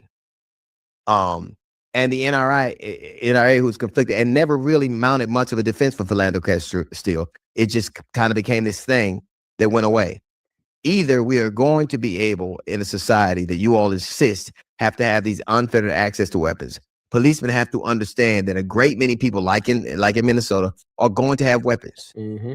Like in Ohio, like in Pennsylvania, like in Texas, like in Florida. They're making the laws more and more lax. They even want 18-year-olds to be able to have a gun. 18 years old. You can have a gun, but you can't rent a car. They want to do guns with no background checks. Mm-hmm. They want you to be able to walk around. But now all of a sudden, the gun is a problem. In America, when you hear people on the right yelling freedom, they only want two freedoms. They want the freedom to carry guns wherever they want and to tell women what to do with their bodies. Those are the only kind of freedoms they're trying to expect. Yeah, I also think it's really interesting how one of the things that Trump ran on was protecting, basically white women, right? Sure. And what Alex was doing was protecting a woman. Two of them. And was everything that they say they want. An upstanding citizen. License to gun, that right, to gun safety. I think that is, first off, I don't understand why ICE is at a state that has such a low population of immigrants. Mm-hmm. I think the only reason ICE went there because it was so snowy and white, it was easy to identify brown people.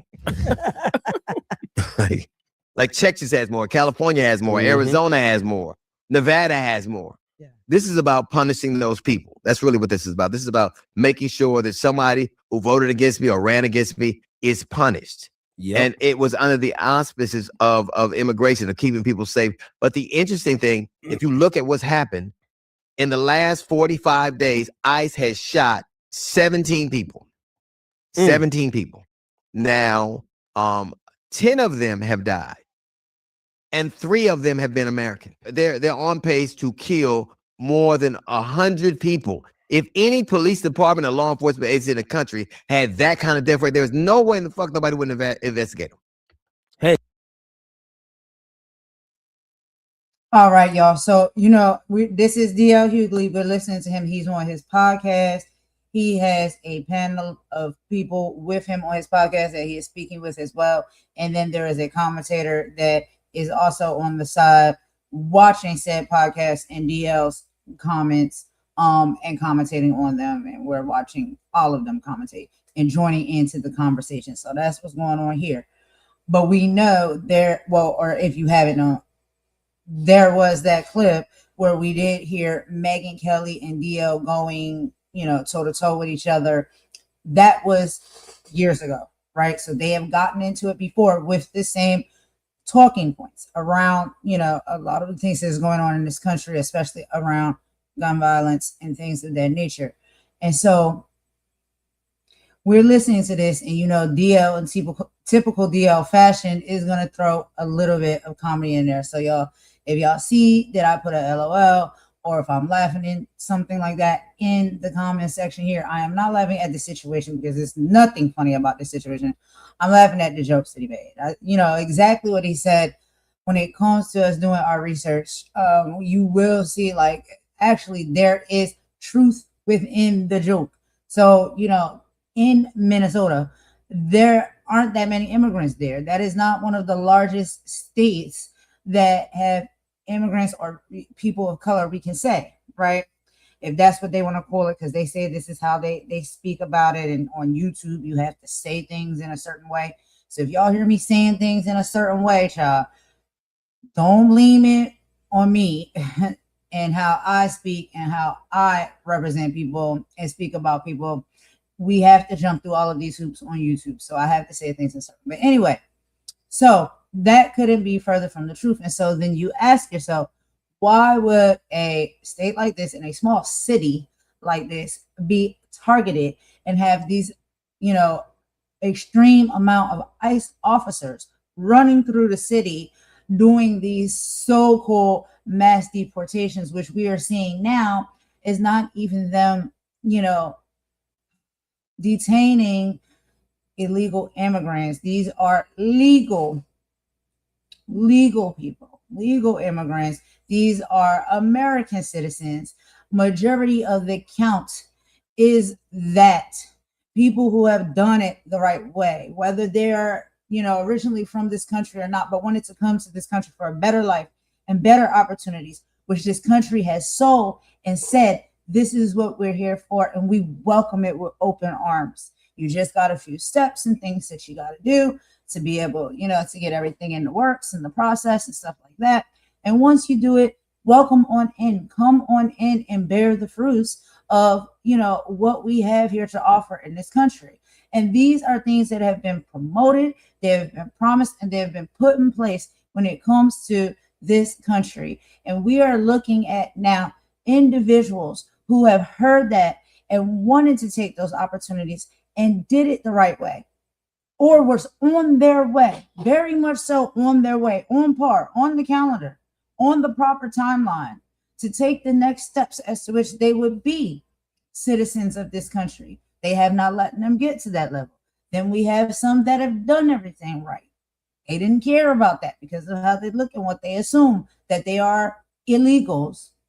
Then we have citizens, right? People that were born in this country, on this soil, and have families here, born in this country, on this soil, that are being detained, that are being abused, that are being unalived. This is what we're looking at and we're dealing with. This is the truth of the matter of the situation.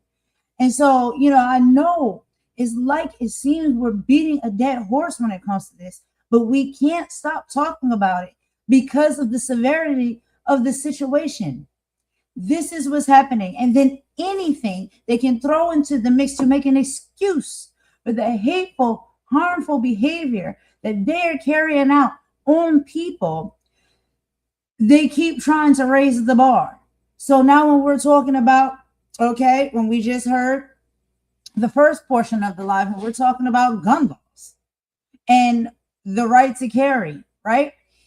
We hear of Kristi Noem, right? Several years ago in a very different stance, with a very different talking point, with very different importance as to the things that she believed we should be able to have based off of the Second Amendment, fighting for it and keeping it in position. And now all of a sudden, that very same thing that falls under rights and amendments that we are supposed to have in this country, you want to weaponize against people to fit them in a box or a narrative to make it okay. So when these reports come out on the news, you have an excuse as to why you hurt these people, you harm these people, you unalived and gunned down these people like common ducks, if you let her tell it, because that's what she said, they was hunting ducks in the daggone pond or the street. And we are human beings. We should never be treated that way. And then you want to come up with excuses as to why it happened. So much so that you will try to sit here and pretend that the amendments that we have, the rights that we have, the Constitution that's in place that they made, that y'all made, y'all created it, y'all put it in place for this country as citizens of this country. And you have to give these people the proper just due, because a lot of these people that have been mistreated and have been unalived are citizens of this country. And you're trying to take away their lives. You're trying to take away their rights. And you sit here and you throw it in our face like some type of mixed up puzzle or Where is Waldo book, as if we're not intelligent enough to break this stuff down for what it really is. And I am loud. I am. I have a preachy tone. I understand. And I apologize if that comes off offensive to anybody. I don't mean to be loud. I don't mean to be offensive. I don't mean to be, aggressive. But when it comes down to us breaking down the truth of the matter of what is happening here, what we are seeing with our own two eyes, what we're bearing witness to every day, every hour of the day, every 30 minutes or minute of the day, we have to be honest about what we're seeing and what is happening. And this is why I like listening to individuals that may have, the range, the platform, the fame, the popularity to be able to say it the way it needs to be said. And as we're seeing now, we have journalists that are trying to do that. And what is happening to them? They're ending up behind jail bars for just pointing out the truth and bringing the truth to the people and showing people what it looks like. It's hard to watch. I get it. A lot of people want to turn their head and pretend that they didn't see it. A lot of people want to go on with their day and act like it didn't happen, but it is happening. And you did see it. And now it is up to us to say something about it. And if we're in a position, do something about it, because it's not right. And if we continue to allow these things to happen and turn a blind eye to it, it will not stop and it will not change. And it'll only be a matter of time before maybe it is you or me that's in that predicament. We have to have care and empathy when somebody else is going through an injustice. We have to be able to talk about it realistic.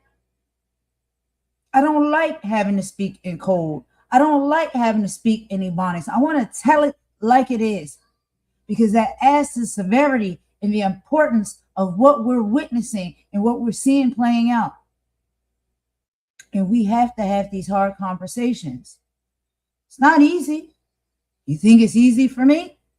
Most of the time when I'm reporting on these topics and I'm doing these lives, right before I cry, right after I cry, on the break I cry, and I get angry. I get sad.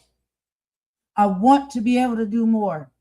I don't think it's right and it's fair. I want to see this world and us as a people in a better place. It is my deepest desire. All I can do is come on these lives and spread this information so we can be aware, so we can be educated. We can have conversations around it, even though we may not agree. We must open up the door to do that. And I hope people understand that that's all I desire to do. Yeah, I get a little bit loud like this. And I know that can be scary for people. They don't like that. They don't desire that. Maybe that's just not how they rock and they roll. It's passion. It's passion and it's emotion. I'm trying. Y'all see me trying. I'm doing better. Because I've been, I don't do it as often as I used to. And I try to keep it very, just reporter-ish. But at the end of the day, I'm not a reporter. I'm not a journalist. I don't know what I am outside of being a human being, a person that cares about other human beings and people. And I just think we have to have these conversations. I really, really do. But anyway, let's get back into the video, y'all. It seems like when I talk like this and when I say these things, people they shy away. I don't understand what that is about. I gotta ask somebody. I don't get it. But anyway, it's cool when they do it. It's a problem when I do it. It's all right. It's all good. Let's keep going. Straight bars right there. Once again, if you guys are not subscribed to his channel, go ahead, subscribe to his channel. I think this is like a weekly type of show that he's putting out. I'm subscribed to it. You need to subscribe to it. I'm not going to play his entire, 30-minute video here. Go ahead, show some respect, give him the view, give him the subscription. But he's not lying. He is not lying, and we can't be fooled by the smoke and mirrors. Oh, this is for, protecting, U.S. citizens. This is to stop, illegal immigrants who are creating all this crime, which is not based in any statistics. We need to understand this administration is willing to do anything, say anything, and be the biggest hypocrite you can find. They don't care about being a hypocrite. They don't care about being shameful. As long as they're pushing their agenda ahead, they're going to say anything and everything. If it has something to do with abortion, they will be pro-choice. They'll be saying, hey, I don't give a damn when women, abort these babies. We need to protect, we need to get these immigrants out of here. They do not care. They have no principles. They don't have any standards. And they're proving that to us every single day. So wake the hell up. I know not you. If you're watching my channel and you're subscribed, you already know this. We've been talking about this. But if you're new and you may not understand, please get with. All right, y'all. So we're going to go ahead and take a quick song break. After the song break, we're moving right along. We're going to get into our next topic that we got to talk about, y'all. Okay. So,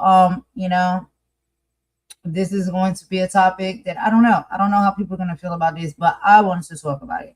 I feel as though it's something that needs to be discussed and brought to the forefront. And I understand, like I said, it's like we're beating a dead horse here, but we don't want to beat dead horses.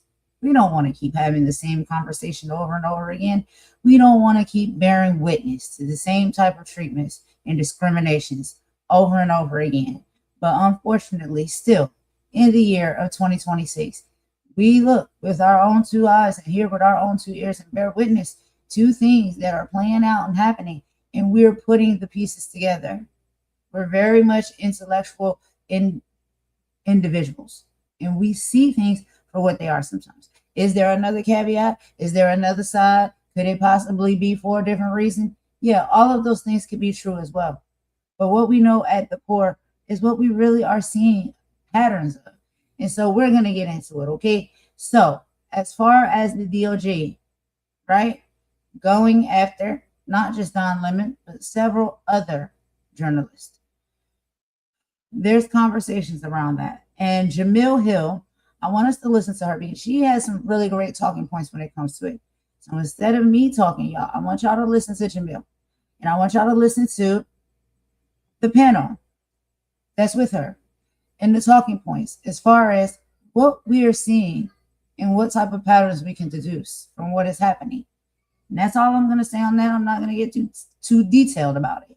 But I'm going to go ahead and take a quick song break, and we'll be right back. We'll get into that video, okay? Jemele Hill on CNN with the panel speaking about the DOJ and how they have been targeting journalists. We'll be right back.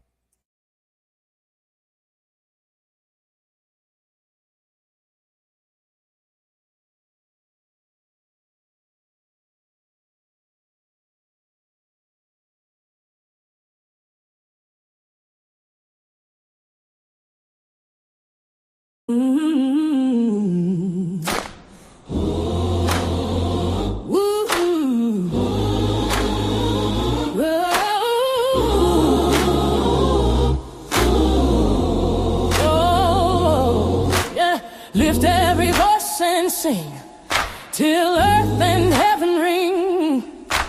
Ring with the harmonies of liberty. Let it ring out loud. Let our rejoicing rise high as the listening skies.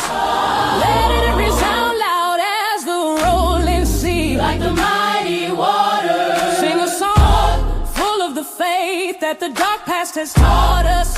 We remember it all. Sing a song full of the hope that the present has brought us. Hope is alive, yeah. Facing the rising sun of our new day begun. Let us march on. Let's keep marching till victory is won. Stony the road we trod. Bitter the casting in rock. But we're still here.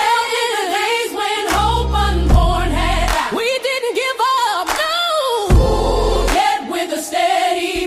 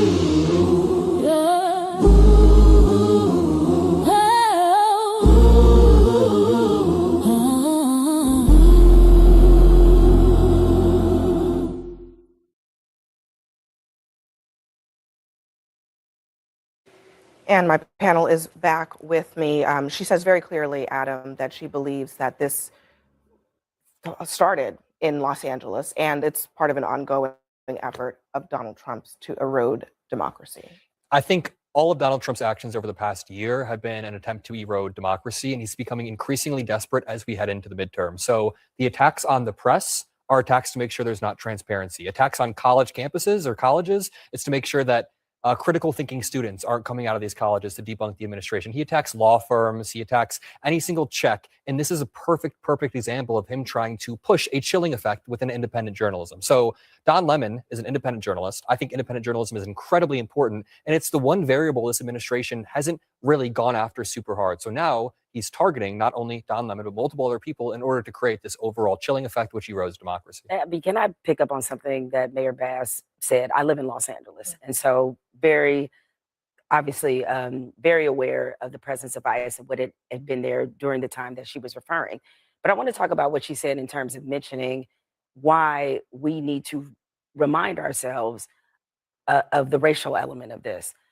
There is a reason why I think the reason why Donald Trump not only picked independent journalists, but Black journalists in particular. Clearly, we know there's no love lost between Don Lemon and Donald Trump, that he's been very critical of the president. The president they've gone back and forth. But if we go back and undo all the layers of all of this, it was Black journalists that were really at the forefront of calling Donald Trump out, from the birtherism movement throughout a lot of the things that they saw early before the rest of the press really picked up on some of the things that concerned a lot of Black journalists. Hello, me, who also called out Donald Trump in 2017. And the reason why I think he picked these particular journalists is being independent. You don't have the backing of a CNN. You don't have the backing of a big network. The other part of it, too, is that if you can make them the face of this issue that is happening in Minneapolis, we know that given some of the racial issues that we have in this country, it is likely to have a lot less sympathy because they are journalists, one, and people hate the press, and two, because they're Black. And so I do think that that's an important part of this, especially given the president's own language when it comes to anti-DEI and making Black people the face of woke, and all that we've heard from this administration.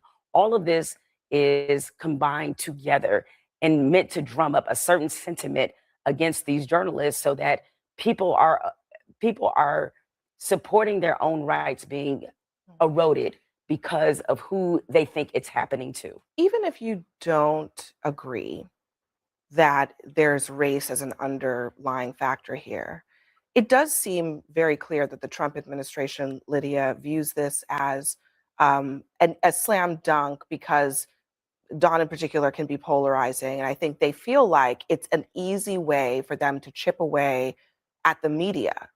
And look, again, you don't have to like or agree with anything that Don has said or done, but the right of the media, as you pointed out, extends not just to, Don, but also even to conservative media as well. And that's the part I don't understand. Why is it suddenly okay just because it's Don Lemon, just because it's Georgia Ford, that Trump is trying to criminalize the exercise of the free press, the actual reporting that they were doing on the ground? Well, also, I just want to respond because you accused me of mischaracterizing the indictment. This is actually a quote from the indictment that Lemon posted himself at the main door of the church, where he confronted some congregants and physically obstructed them as they tried to exit, challenging them with facts about U.S. immigration policy. So that is what the indictment says. I'm not stating whether I agree with that, but that's what the indictment says. So look, they also characterized him as intimidating a pastor who he was calmly interviewing. So I think we also have to, the characterization of him conducting journalism is also something to be questioned. Look, I think there's obviously a lot of journalists in Minneapolis. The notion that they're just randomly targeting somebody because of their politics or their race is a little unfair. They, if you read the indictment, are going after him because they think that he acted more as a protester than a journalist. But again, I think we need to be really careful when it comes to freedom of the press. And you brought up that Capitol January 6th person from the Blaze who was charged, and I looked it up because there are a few other examples that I actually have of some of the things that those other people who claim to be journalists did. But this other person, Steve Baker, said, well, first of all, he entered the Capitol through a broken window. He antagonized police officers who were trying to keep him out. He said in an affidavit he approved 100% of what was happening. He stood in Nancy Pelosi's office and says, the only thing that I regret is that I didn't steal the computer because God knows what I could have found on their computers if I had done that. So pretty egregious conduct, which is why he pled guilty and then waited for a pardon, which later came from President Well, again, it's that line between journalist and participant. And one other detail, and it was interesting that the mayor picked up on this, because I picked up on this as well earlier, having done a lot of bail hearings. The prosecution here asked the judge to take Don's passport, to make him post bail, and to restrict his travel to New York and Minnesota, right, for the court. The legal reason you ask for those restrictions is because you believe someone is a risk of flight. We're going to have the fugitive Don Lemon. This guy doesn't go below 14th Street here in Manhattan. And he's going to take off to some foreign country. I mean, it's overkill by DOJ. And I think they're tipping their hand by that kind of thing. It's not believable, right? You go before a judge and you say something like that, and the judge is like, where's he going? How is he going somewhere? Can we just talk about Karen Bass for a minute, too? She said she wakes up every day worried about Donald Trump. I mean, 7,000 houses burned down, and she was in Ghana last year. I think she should wake up every day trying to get those houses rebuilt. There's only been 10 that have been rebuilt. LA is a disaster. I was there last week. RVs lining the streets because there's 200,000 people who don't have homes. I'm very tired, especially of Mamdani and Bass opining on all of these national issues when their cities need people who are managing what's going on the street. Her city is often under attack by the person that is the president. I think she also wants houses to be more expensive. Exactly. Anyway, so. I think she has every right to be concerned. He quite literally said that. Coming up next, despite below freezing temperatures, millions of Americans across the country joined anti-ICE protests just as the DOJ decided to open a civil rights investigation into the shooting of Alex Preddy. We'll be right back.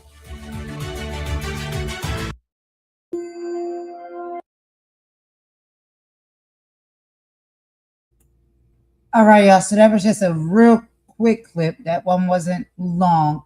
I just wanted to play that for just a little bit of context of conversation that is, happening around the round table when it comes to, other journalists that may be seeing it and from different views. And I did really think it was pretty interesting to watch. I didn't understand the one lady with the red suit. Like, she seemed very upset that none of her talking points were sticking. She was very confused as to what was being said, and it's like, that is a problem that we still are struggling with and dealing with, is like this smug attitude that a lot of people have, where it's less like they know that they're right. Anything else that you say is wrong. They refuse to see it that way.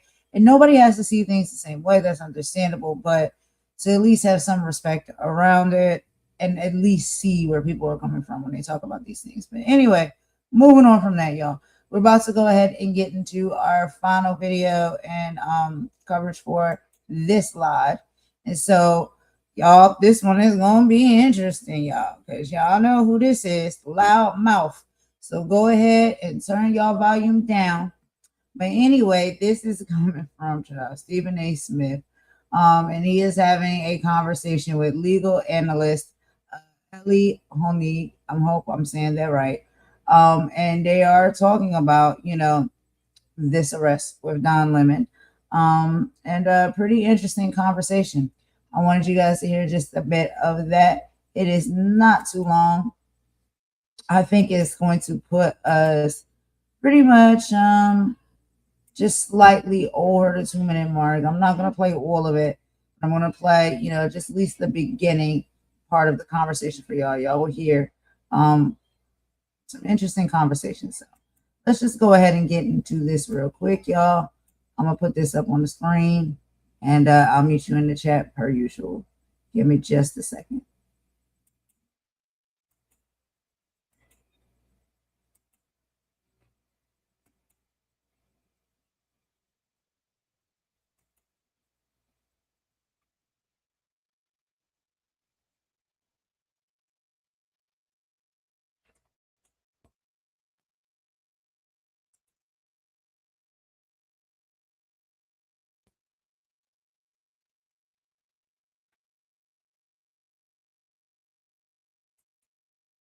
Okay, here we go.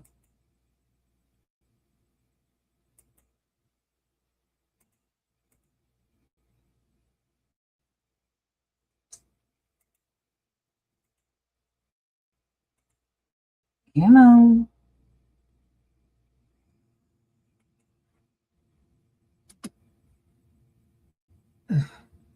I'm so slow tonight. Give me just a sec.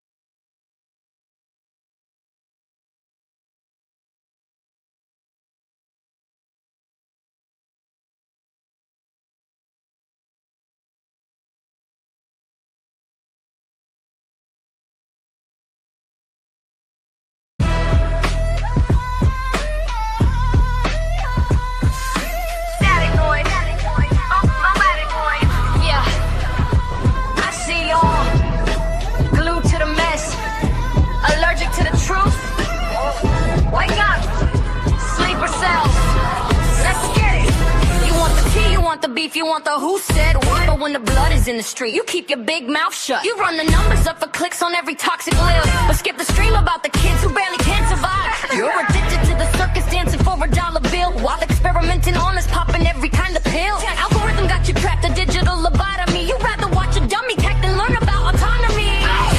Low vibrations, yeah, that's all you crave. Mind of a zombie, walking to the grave. Talk about the spirit, talk about the fight. You vanish like a ghost, you're disappearing in the night.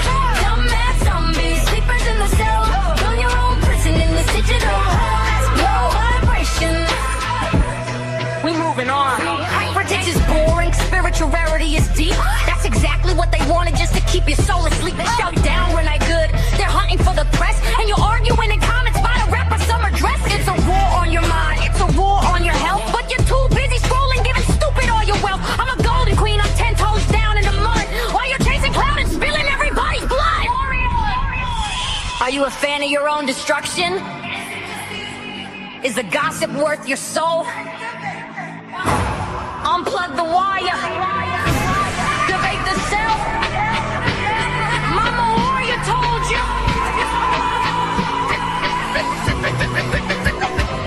Now bring it back. Low vibrations, yeah, that's all you crave. Mind of a zombie, walking to the grave. Talk about the spirit, talk about the fight. You vanish like a ghost, you're disappearing in the night.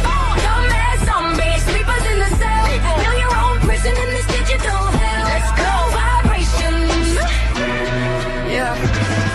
Numbers drop when the truth gets loud, but I'd rather have a few than a brainless crowd. It's a veil to the world, high frequency only. Mama, warrior, golden queen.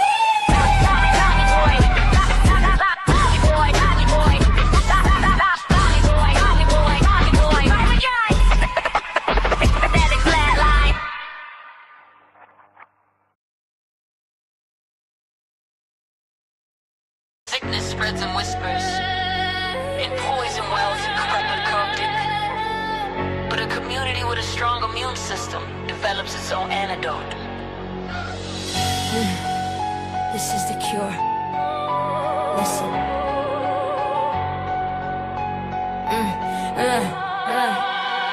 Listen, there's a venom in the discourse, a toxin in the talk, a parasitic agent feasting on the soul of the block. It spreads through the timeline, infecting the youth, disguising its poison.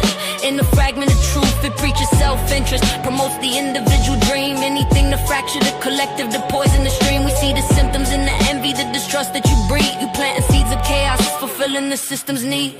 This ain't about a person, this is about a constitution. You're a weapon of division, a tool of social pollution. Like the agenda's getting bold. Why? Your people have been sold. Jig is up. You're the poison, the cancer, and the cold. You don't fight for the cause, you just lighten the load for the oppressed. My. Hear the conscience, see the fraud. Bye. Your whole damn act's a fraud.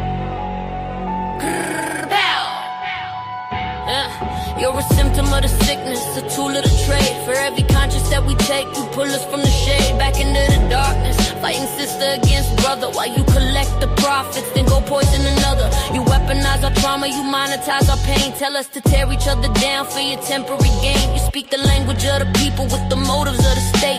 Asleep, a cell of selfishness designed to make us hate. But the body's getting stronger, the fever's starting to break. We can finally see the difference between what's real and what's fake. Like, my, the agenda's getting bold. Why? People have been sold. Jig is up, you're the poison, the cancer, and the cold. You don't fight for the cause, you just lighten the load for the soul. My, yeah, the conscience see the fraud. Bye. Your whole damn act's a fraud. But the antidote is unity, the cure is in the roots. It's the knowledge of the elders and the fire in the boots of a generation rising that refuses to be bought. Recalling all the lessons that our ancestors taught. We cleanse the foundation, rebuild the immune to make the collective a garden where the real seeds can bloom. You can't poison a forest that shares a single source. We are the uprising, the unstoppable force. This is a conscious rebellion, a surgical strike to separate the healthy cells from the ones you're alike. This is more than a track, it's a call to the core to protect the foundation of what we're fighting for. So let them have the clout, let them have the fake fame while we reclaim the power that's attached to our name. Every word is a brick, every verse is a wall to protect the community and watch the poisoners fall.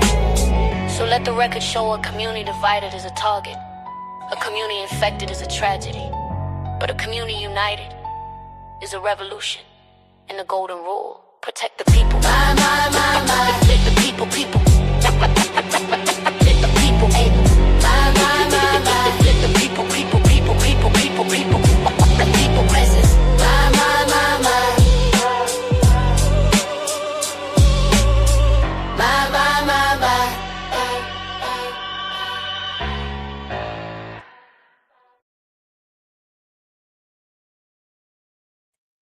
All right, y'all. So we about to go ahead and get into this last video. Give me just a second. I'm gonna get it pulled up on the screen for y'all, and we're gonna hear just a little bit of this conversation. I want y'all to see, and let me know how y'all feel about it.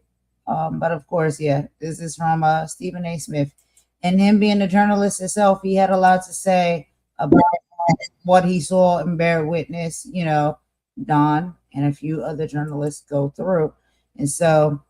Pretty interesting conversation. We're not going to play all of it, but we will play some of it, y'all. So let me go ahead and get that up on the screen real quick, and we will listen to that audio. Give me just a second. And we got to skip these ads, y'all. I hope y'all are enjoying the live. All right, let's go ahead and get into it. Let me put this up here. Boom. All right, I'll meet y'all in the chat per usual.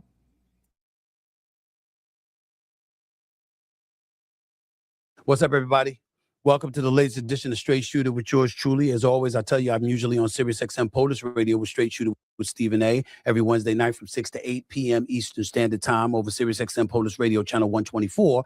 But there's a couple of days a week I always come on YouTube to do my own thing. And this is one of those times because one of the biggest stories in the country right now, if not the biggest story in the country, involves former CNN journalist and host, now independent journalist Don Lemon. Former CNN anchor was arrested by federal agents in Beverly Hills, Los Angeles, California, late Thursday night. According to his lawyer, a week after a magistrate judge declined to sign off on a complaint charging him over his involvement in an anti-immigration enforcement protest that disrupted a church service in Minnesota weeks ago. According to the reports, Don Lemon was federally charged on Friday with conspiracy to deprive rights and interfering with First Amendment rights, according to the Department of Homeland Security officials. He's being charged with 18 USC 241. That's conspiracy to deprive rights, which makes it illegal for, quote, two or more persons to agree to injure, threaten, or intimidate a person in the United States in a free exercise or enjoyment of any right or privilege secured by the Constitution or laws of the United States. This is according to the Department of Justice. He's also charged under 18 U.S.C. 248, which is a violation of the FACE Act or the Freedom of Access to Clinic Entrances Act, which is a 1994 federal law that deals with access to health clinics, but also covers interference with religious worship as well as conspiracy statutes. So to put it plainly, there was a protest that was taking place, and the protest that was taking place, it interrupted a church service, okay? And it interrupted that church service. Don Lemon appeared to know that folks were going to show up to this church to protest because the pastor of this particular church in St. Paul's, the church, it interrupted a service, a Sunday service at City's Church in St. Paul, Minnesota. It targeted a pastor who they said also worked for the Immigration and Customs Enforcement, which is ICE, obviously. So they went to that church to protest that pastor. And obviously, people are looking at the FACE Act. You're not supposed to interrupt services. You're not supposed to be doing these things. You should have stayed outside, et cetera, et cetera. And that's what they're calling, that's what they're going off about Don Lemon for.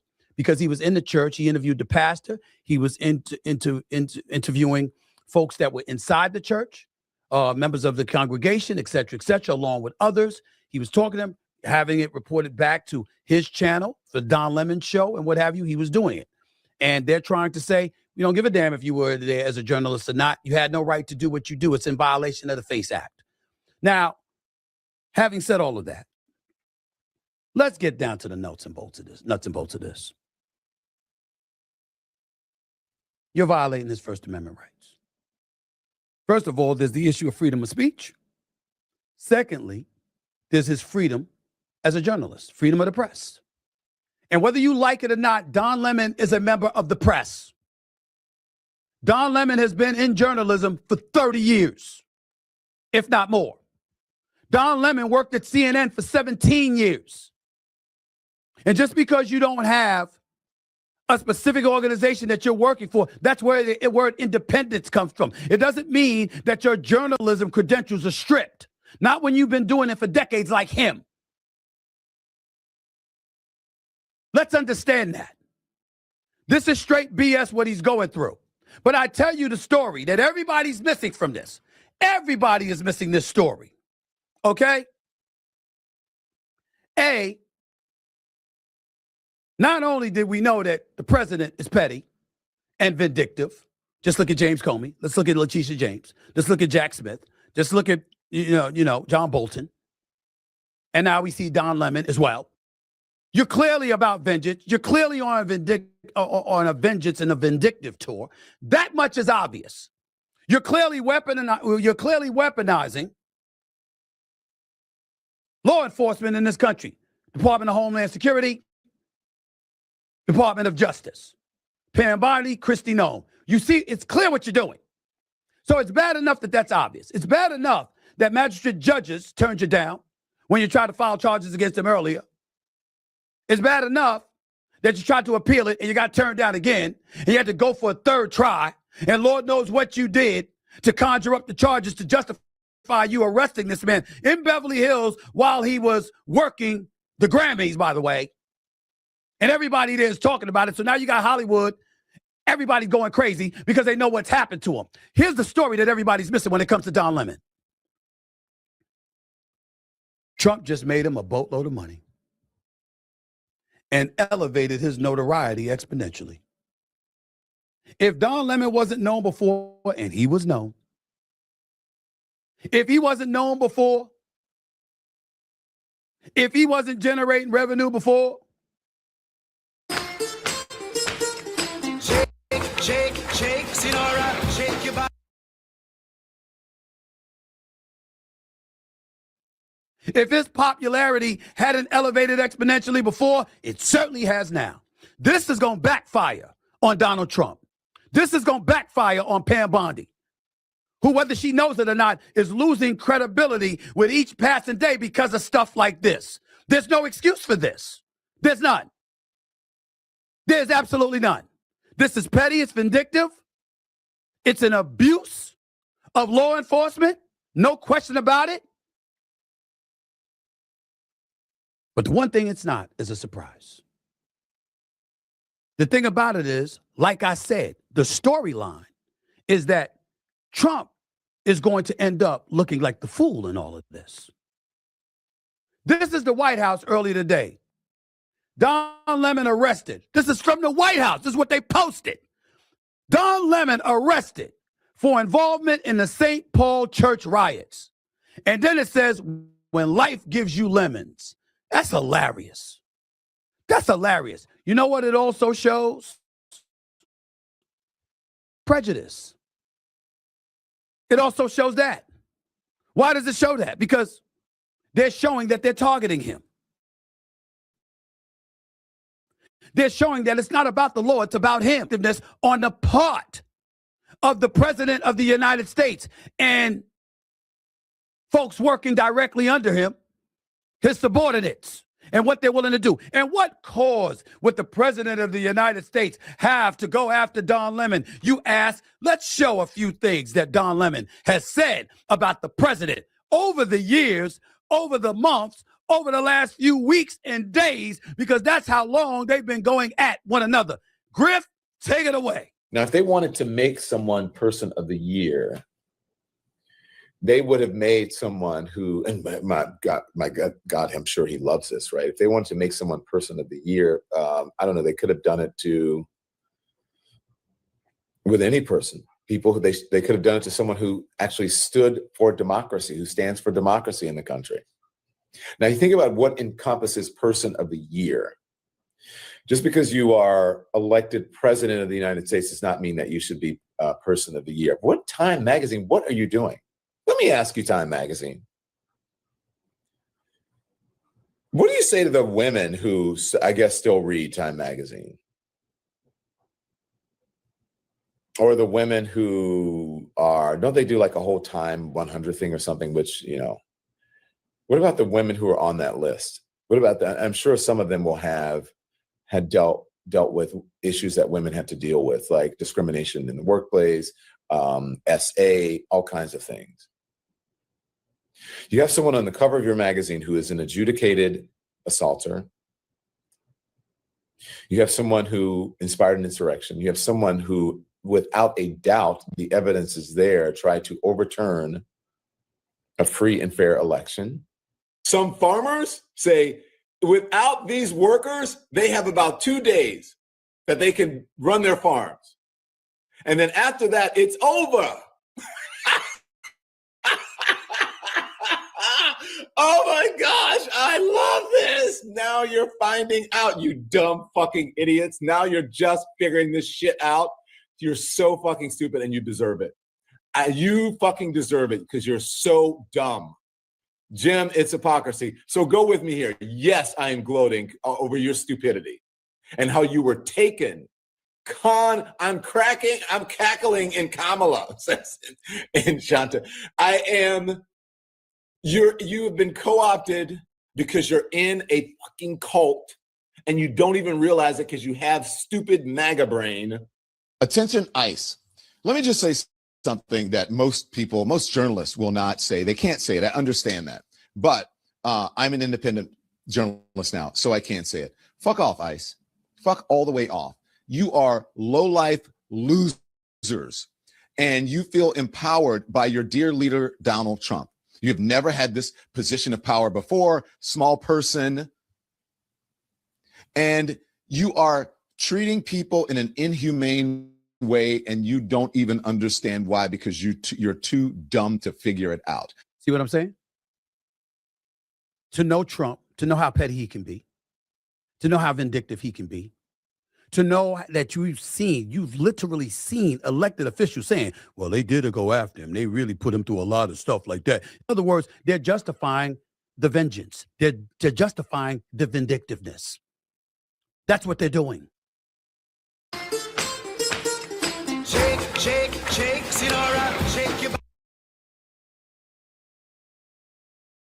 Ladies and gentlemen, be very, very clear. That's what's going on here. and it's coming from me, along with many, many others. I'm not one that thinks it was particularly wise for Don Lemon to go into that church. I say a house of worship, don't go there. Don't go there. That would have been me. Get them when they're coming outside. Don't go into it.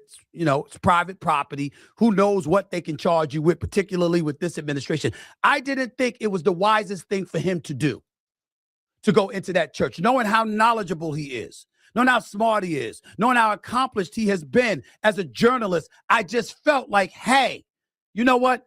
That wasn't the wisest thing to do. But he knew what he was doing, and it was clearly a risk that he was willing to take. How Trump and them have reacted to it all is the pathetic part of it. And then when you see people like Pam Bondi saying the kind of stuff that she says, it doesn't make it any better. It makes it worse. Play that for me, please. Make no mistake, under President Trump's leadership and this administration, you have the right to worship freely and safely. And if I haven't been clear already, if you violate that sacred right, we are coming after you. I can't tell whether that's her or Kristi Noem. If you didn't show me the video, I wouldn't have known it was her. Don't they sound exactly the same? See the commercial with Kristi Noem and you know, folks being deported or getting on a plane and they're flying off. And there's like, she's like, you know, if you're not here legally, this is what will happen to you. You know, with the cowgirl hat on and all of this other stuff, Pam Bondi saying what she says. Well, if you're so right and you're so righteous, why in the hell do you have to take 3 bites at the apple before you can get an arrest warrant? See, these are the kind of things that's happening because in the end, what it comes down to is this. It all equates to noise. Trump knows good and damn well this is going to be much ado about nothing. Don Lemon will be out of jail shortly if he's not already. And yes, he's going to have to spend money out of his pocket to defend himself in all likelihood. And that's probably the kind of inconvenience that Trump wants to cause to Letitia James, to Don Lemon, to John Bolton, to James Comey, to Jack Smith and others, because that's the kind of inconvenience they caused him. They hurt his wallets where he had to have all of these defense attorneys watching his back and representing him. And he wants to do the same thing to them, the same old pettiness or whatever. But this is how you make sure that you're cool and you're guarded, particularly if you're the Democrats right now, because we all know this is going to be politicized. Don Lemon is not going to jail. In the interest of full disclosure, I do have an obligation to point out, you know, what could potentially happen, because we can't ignore that, because we have to make sure that we highlight the charges here, okay? So if you're Don Lemon, you've got to deal with this stuff. If convicted of both charges, he could face more than a decade in prison, according to the Department of Justice sentencing guidelines.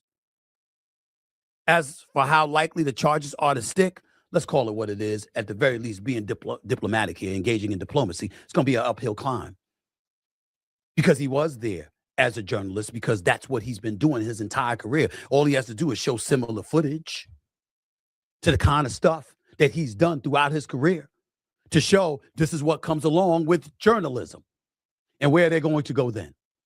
Needless to say, the Democrats had to speak up, and I think it was apropos in this particular instance, especially for Senator Chuck Schumer, you know, minority leader in the Senate.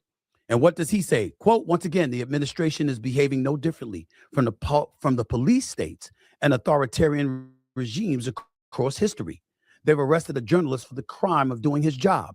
The arrest is a dark message to journalists everywhere. If you dare criticize this administration, watch your back. This is not democracy. That is a police state, and that is pure authoritarian bile. Democracy will suffer if the government chokes our civil liberties. I think that's an excellent quote on the part of Senator Schumer. I think it's apropos for this particular case, no doubt. And most importantly than anything else, it's playing right into the Democrats' hands. It doesn't escape me that Don Lemon was arrested on the very night before 3 million pages of the Epstein files were being released. It doesn't escape me that it occurred the week that Trump was dipping in the polls. It doesn't escape me that he's being arrested at a time when there's a bevy of problems, whether it's Iran, whether it's the economy, whether it's ICE in the streets, seen with a 5-year-old 1 minute, seen shooting Alex Preddy another minute.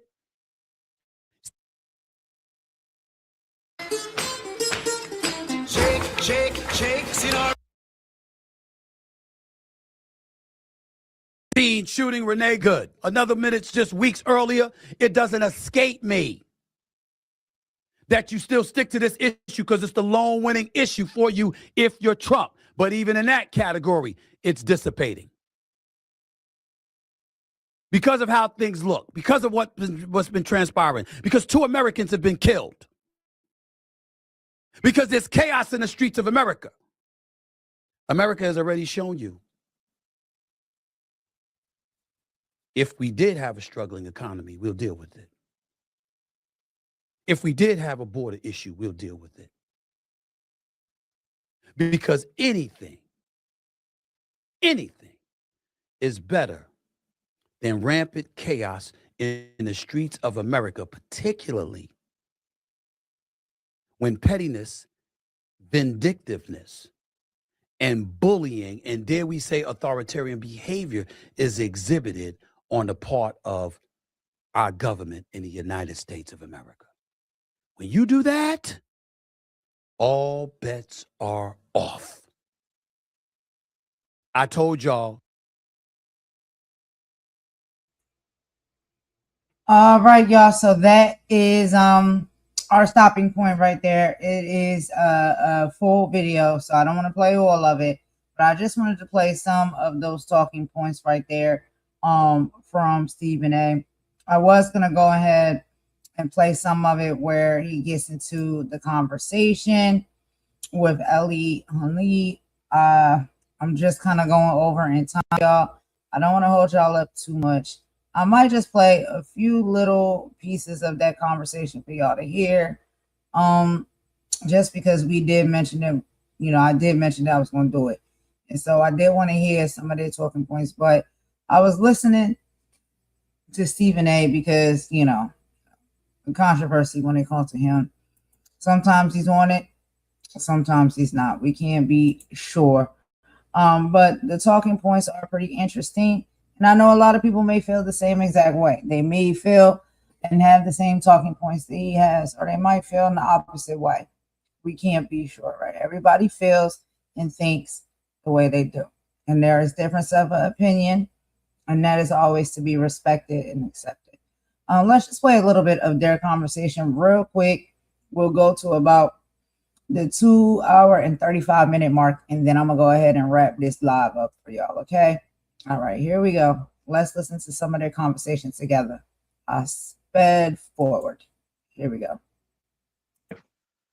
I appreciate it. Now, listen, we all know what's going on here with regards to Don Lemon. He was arrested late Thursday night in Beverly Hills while working at the Grammys or what have you. And obviously, everybody's looking at Attorney General Pam Bondi, how she announced via X that your former colleague, Don Lemon, was arrested by federal authorities on Thursday evening in connection with the anti-ICE demonstration at City's Church in St. Paul, Minnesota on January 18th. First things first, have you spoken to him? First things first, have you spoken to him? I have not, Stephen A., but I'm glad you mentioned that because I have to say, before we get into this, I know Don personally. He was a colleague of mine here at CNN, and Don really was a guy who gave me a hand up. Don was, by the time I arrived, he was fully established. He was anchoring our night show, and he was the first anchor to bring me onto a primetime show. So he reached out for me early, and we became close, and I did his show hundreds of numbers of times, and we've remained in touch. I've seen him around, but no, I have not talked to him since this happened. Let me ask you this, and I appreciate your transparency on that. Thank you so much. What specifically are the charges against him? Tell our audience. I said it earlier, but I want you to reiterate it. It's a good question. It's sort of obscure, unusual charges. So apparently there are 2 charges against Don here. They're basically the same conduct. One of them is criminal deprivation of civil rights. Now, it is a crime if you intentionally deprive someone of their civil rights. And the theory here, I guess, would be that he intentionally interfered with the right to free exercise of religion. There's also this statute, this federal law called the FACE Act, which was passed basically in the 1990s to preserve the ability of people to protest outside of abortion clinics.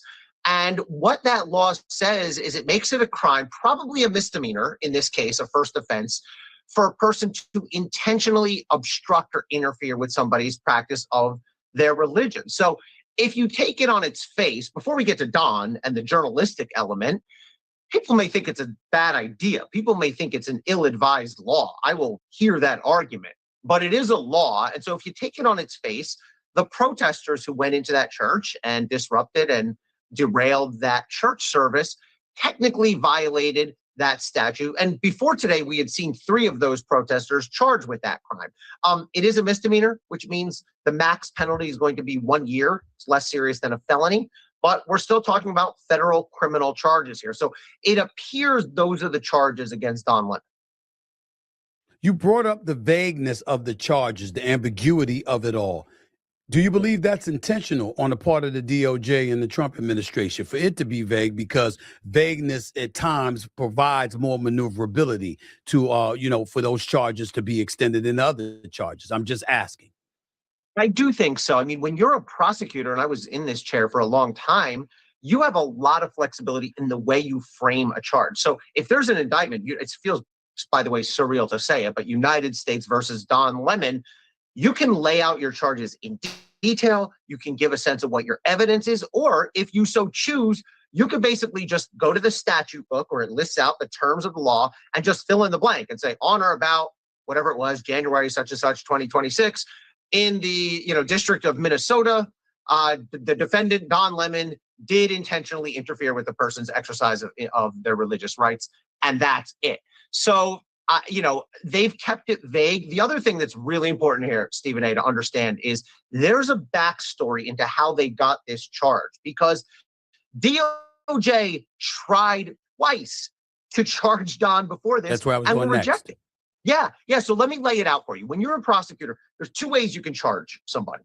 You can either go to a grand jury, meaning 23 civilians, and get a majority of them to vote for it, or you can do what's called write up a complaint, where you have to lay out your probable cause, bring it to a judge. The judge then has to review and sign. So DOJ first tried the complaint. They brought it to a judge, and a federal magistrate judge looked at this and said, no, I'm not signing this. And that judge did sign it as to the other 3, but not to Don and not as to other people. And I'm sure the reason for that is the First Amendment, that it's not a crime for a journalist to cover a crime. Failing that, DOJ then went to the appeals court and said, well, you have to force them to sign this complaint. And the appeals court said, absolutely not. And failing that, now try 3, they've gone to a grand jury, and they've gotten a grand jury to issue a complaint, an indictment against Don. Now, you may say, you will hear surely DOJ say things like, well, civilians and normal people looked at this evidence and concluded there was probable cause of a crime. But I'm here to tell you, you've heard the old thing about a grand jury will indict a ham sandwich. It's largely true. Grand juries are spoon-fed whatever the prosecutor chooses to give them. There's no defendant in the room. There's no defense lawyer in the room. There's no cross-examination. There's no judge. And so it doesn't shock me. It surprises me, but it doesn't shock me that they were able to get, and you only need a majority in the grand jury, right? In a trial jury, you need unanimity. So here you need 12 out of 23. So they apparently have gotten this indictment. I don't think it's going to last. I think a judge is going to throw it out. Well, I'm thinking about the fact that a federal magistrate judge had previously rejected the criminal complaint, like you pointed out.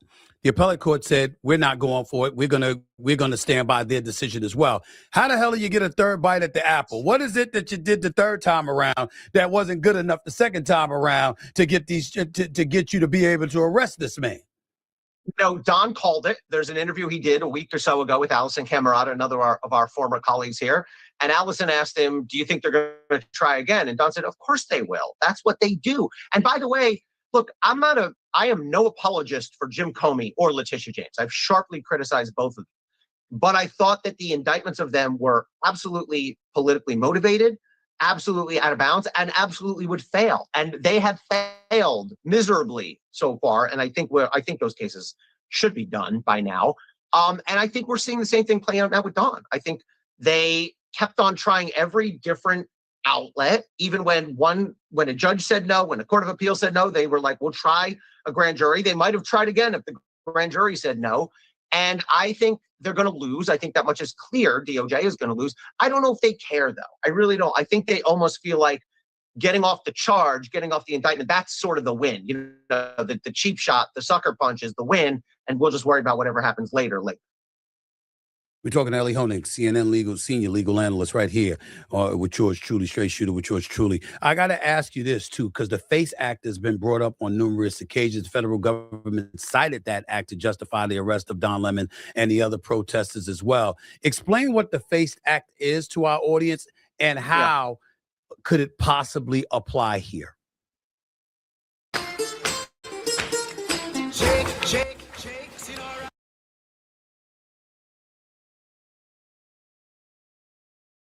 It is a law that was passed in the 1990s, and it basically says, in relevant part here, that it is a crime to intentionally interfere with somebody's exercise of their religious freedoms. It was passed during the time, you'll remember this, Stephen A., when there was a lot of controversy about where can people protest outside an abortion clinic, and how far do they have to be, because there was religious protesters and that kind of thing.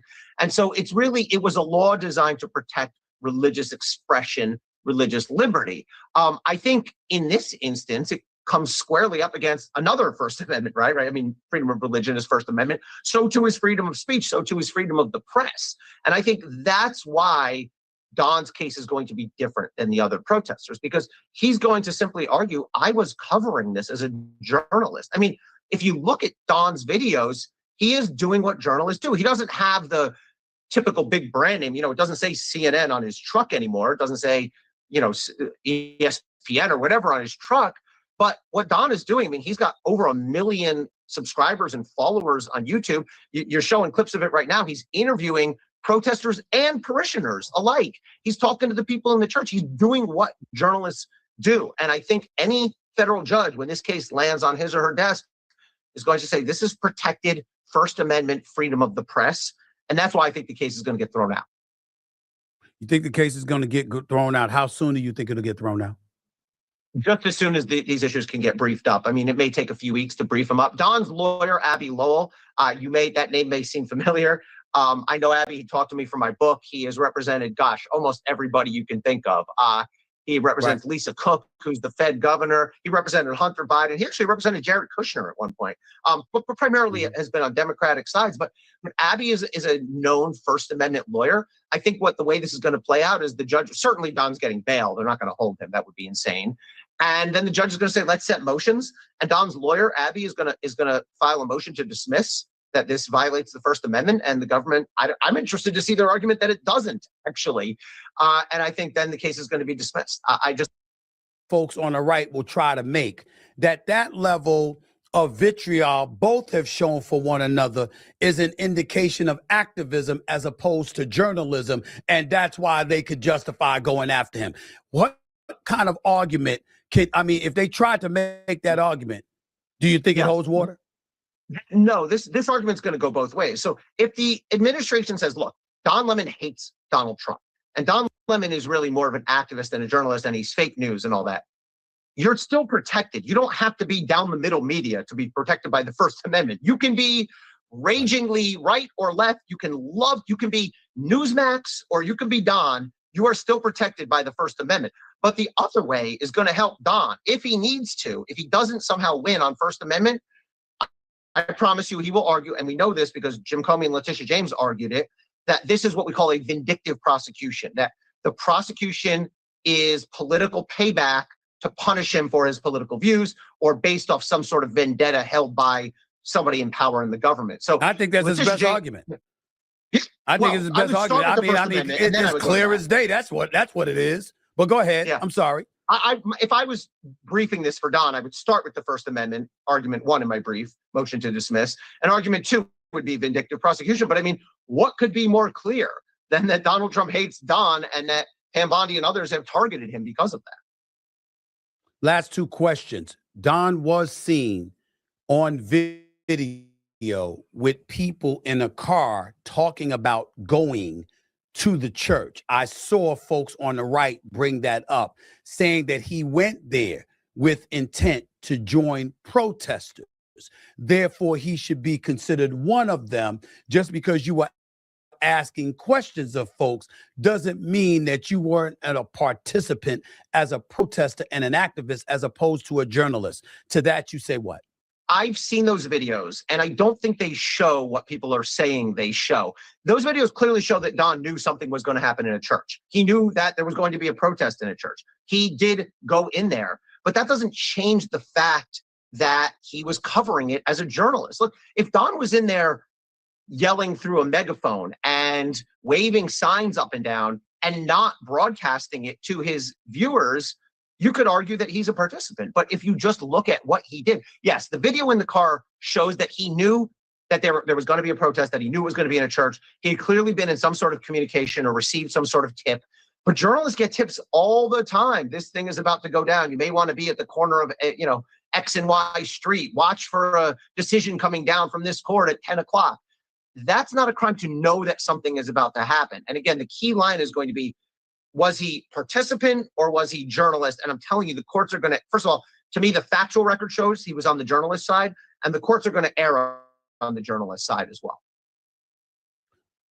Federal agents also arrested independent journalist Georgia Fort.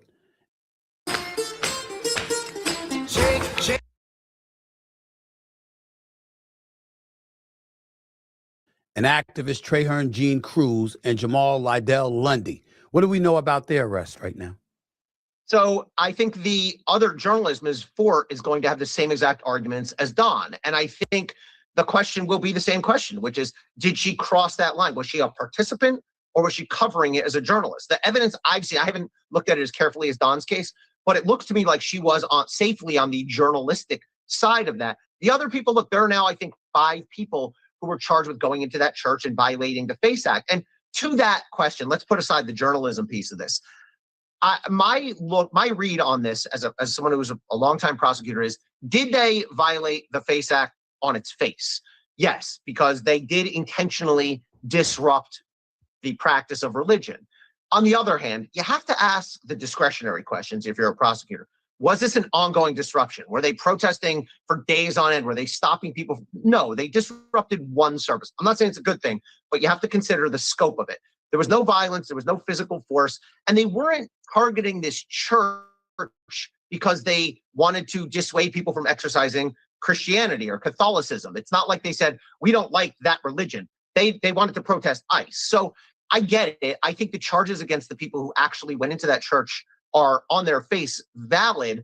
I'm not sure it's a good exercise of discretion and judiciousness by DOJ. And by the way, remember, ultimately, they're going to have to get these cases, they're going to have to bring these cases to conviction either in front of a judge or a jury. And if you end up in front of a jury, because it's a misdemeanor, it may not have to go to a jury. But man, do you see 12 Minnesotans unanimously finding these folks guilty? I'm not sure how likely that is. Right.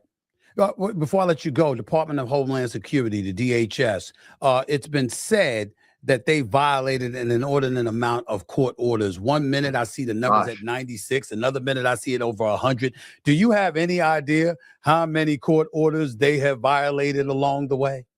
It is at least 100, and I know that because an opinion came out just the other day from a conservative George W.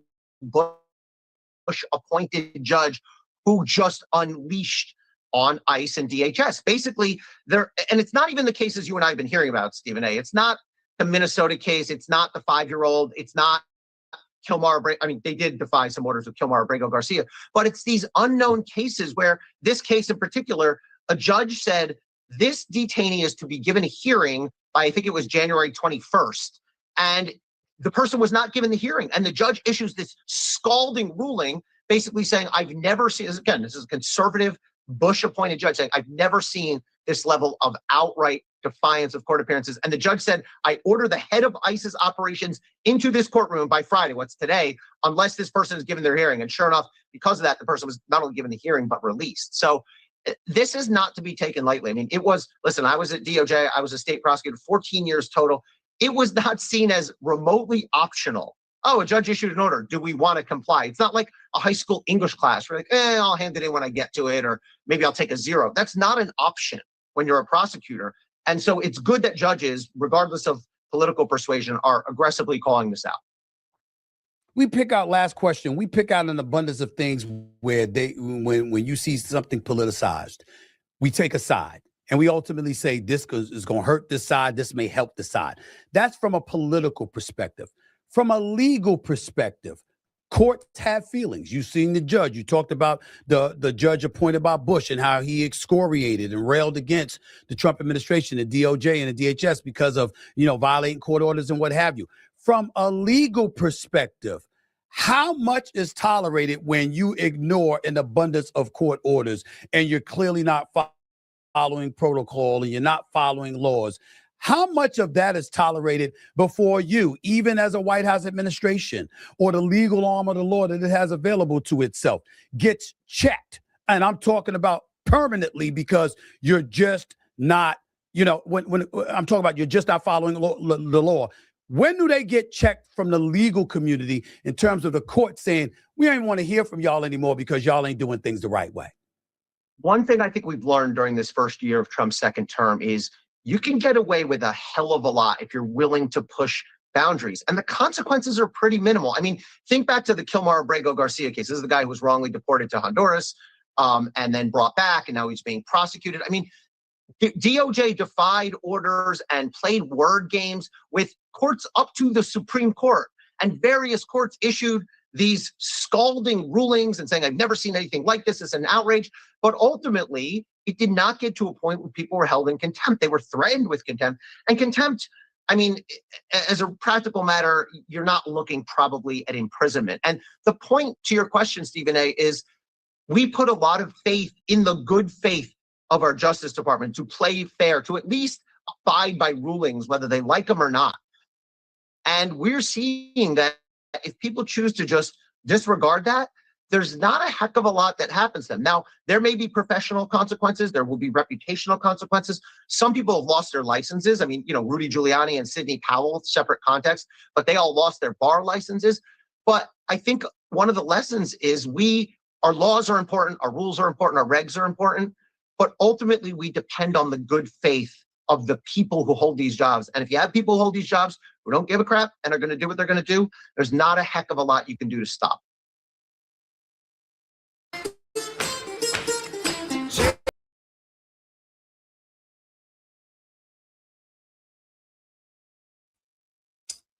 All right, y'all. So we are going to go ahead and end it there. We didn't have actually very much left of that live to play. Like at the end, I did skip over because I wanted to hear the conversation that they were having with some excellent information.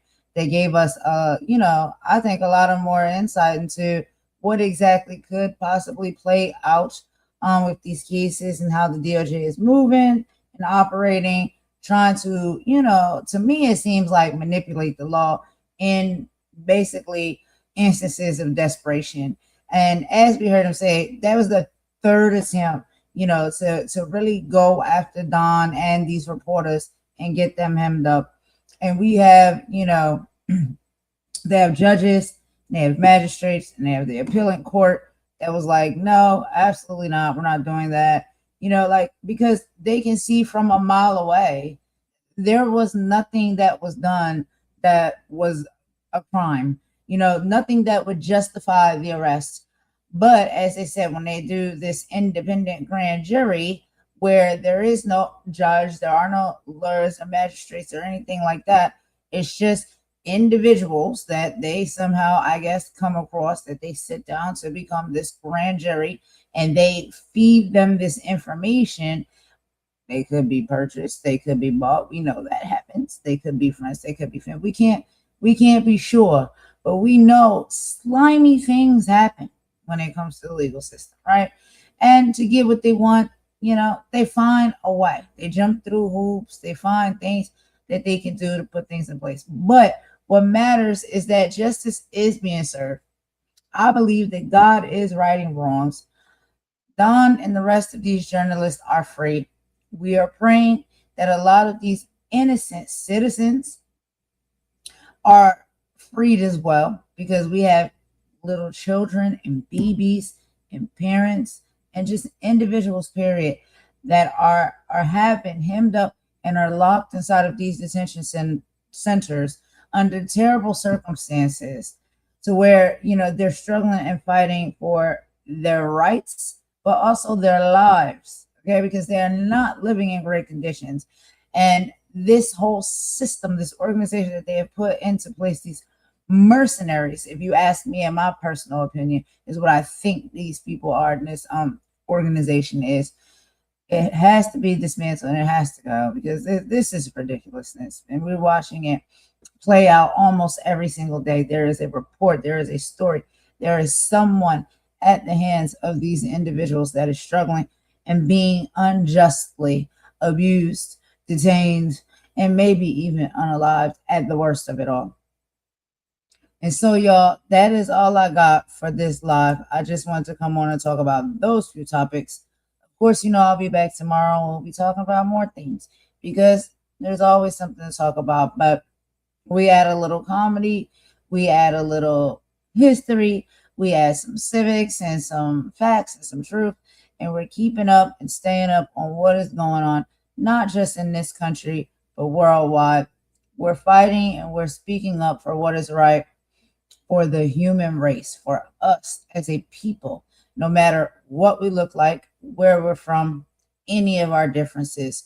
We are human beings first, and we're fighting for our rights, and we won't let them take them away from us. So in any way we can put in a good fight, whatever effort that we can put in, let's do it, y'all. However you can step to the bat, let's step to the bat. I'm willing to do so. It's not much I can do, but I'm willing to come forth at least and talk about these things, have these open conversations, bring this information to the forefront, and keep it alive.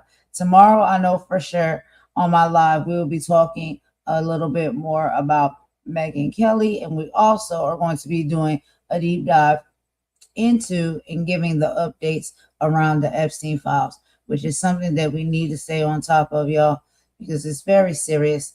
And the survivors, the victims of the Epstein Island, the Epstein man, they deserve proper justice, okay?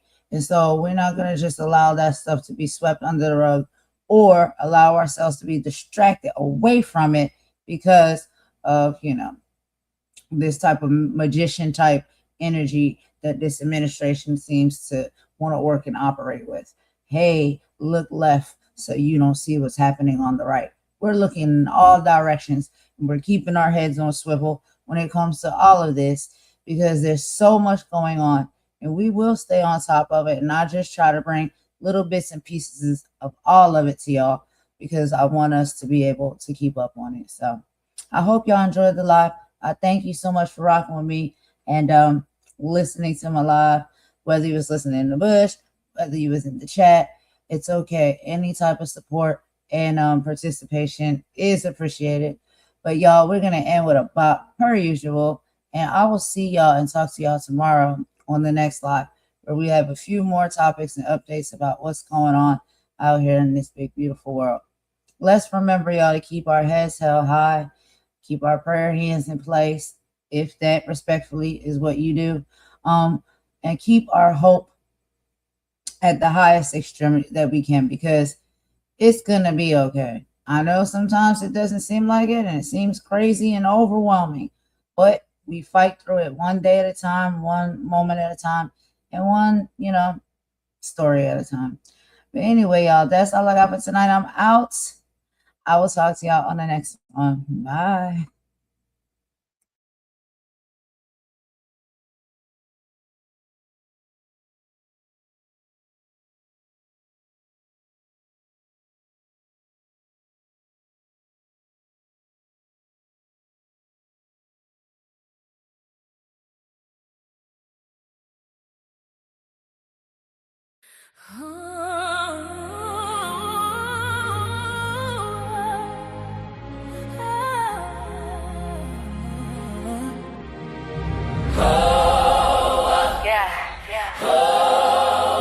It's enough.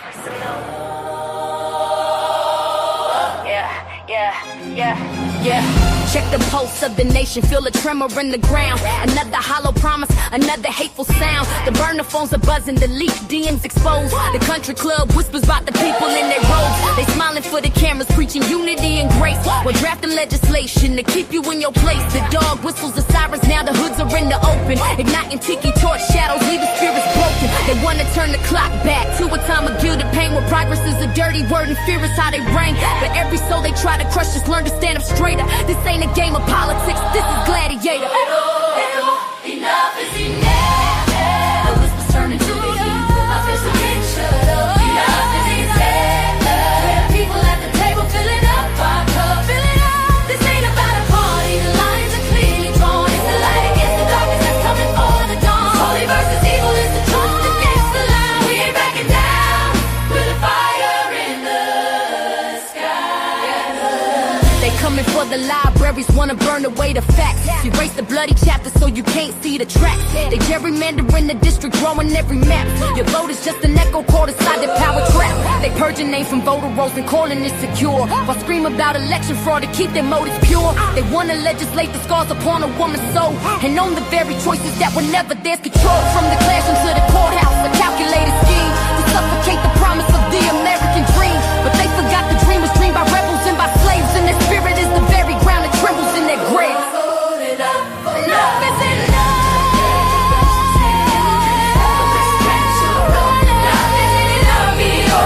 People at the table filling up our cup. Oh, this ain't about a party. The lines are clearly drawn. It's the light against the darkness that's coming for the dawn. Holy versus evil is the truth against the lie. We ain't backing down. Fire in the sky. They call this politics. They call it policy.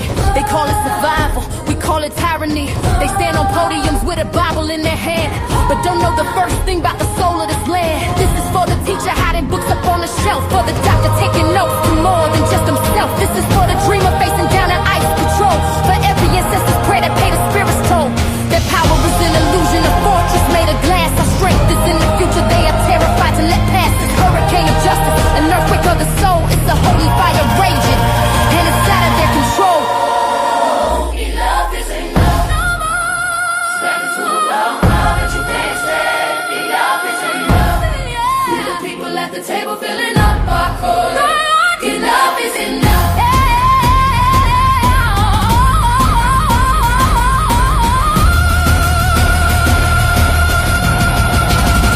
Enough is enough.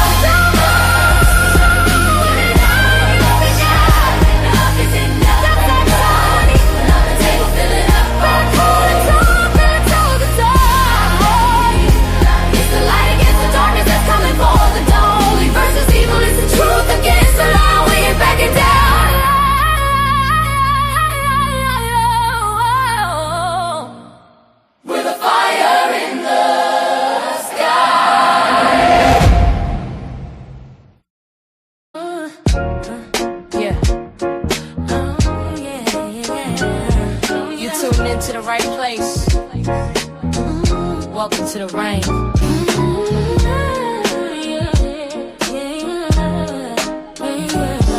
Golden Queen. H2.0. Let's get it. You're looking for a diamond, found a treasure in the rough. Tired of all the noise, cause you finally had enough. I'm here to build a movement on a mission for the nation. Dropping gems of knowledge, killing all the hesitation. We fighting for the truth, yeah, we fighting for what's right. Building unity and shining up a brand new light. It's a variety channel, but the vision's crystal clear. Pushing us all forward, conquering the doubt and fear. Yo, welcome to the Queendom. H2.0 on your screen, where the content's real and smart and funny in between. This is more than just a stream, it's a platform for the change. Time to elevate the game and rearrange. So if you're ready for a vibe that you can feel and trust, joining in the movement is a definite must. This ain't just another channel talking smack behind the screen. It's a spotlight for the creators building up of the scene, spreading radical love, that's the message in the code. Helping everybody carry up a heavy load, from social justice issues to the laughter that we need. Planting seeds of progress, watch them grow from just a seed. This is authentic, this is raw, this is everything you saw. Welcome to the battle that is truly being fought. Oh, so come with your respect and see the real effect, cause I protect my own right here on the throne. Don't make me unleash the dragon. You've been warned.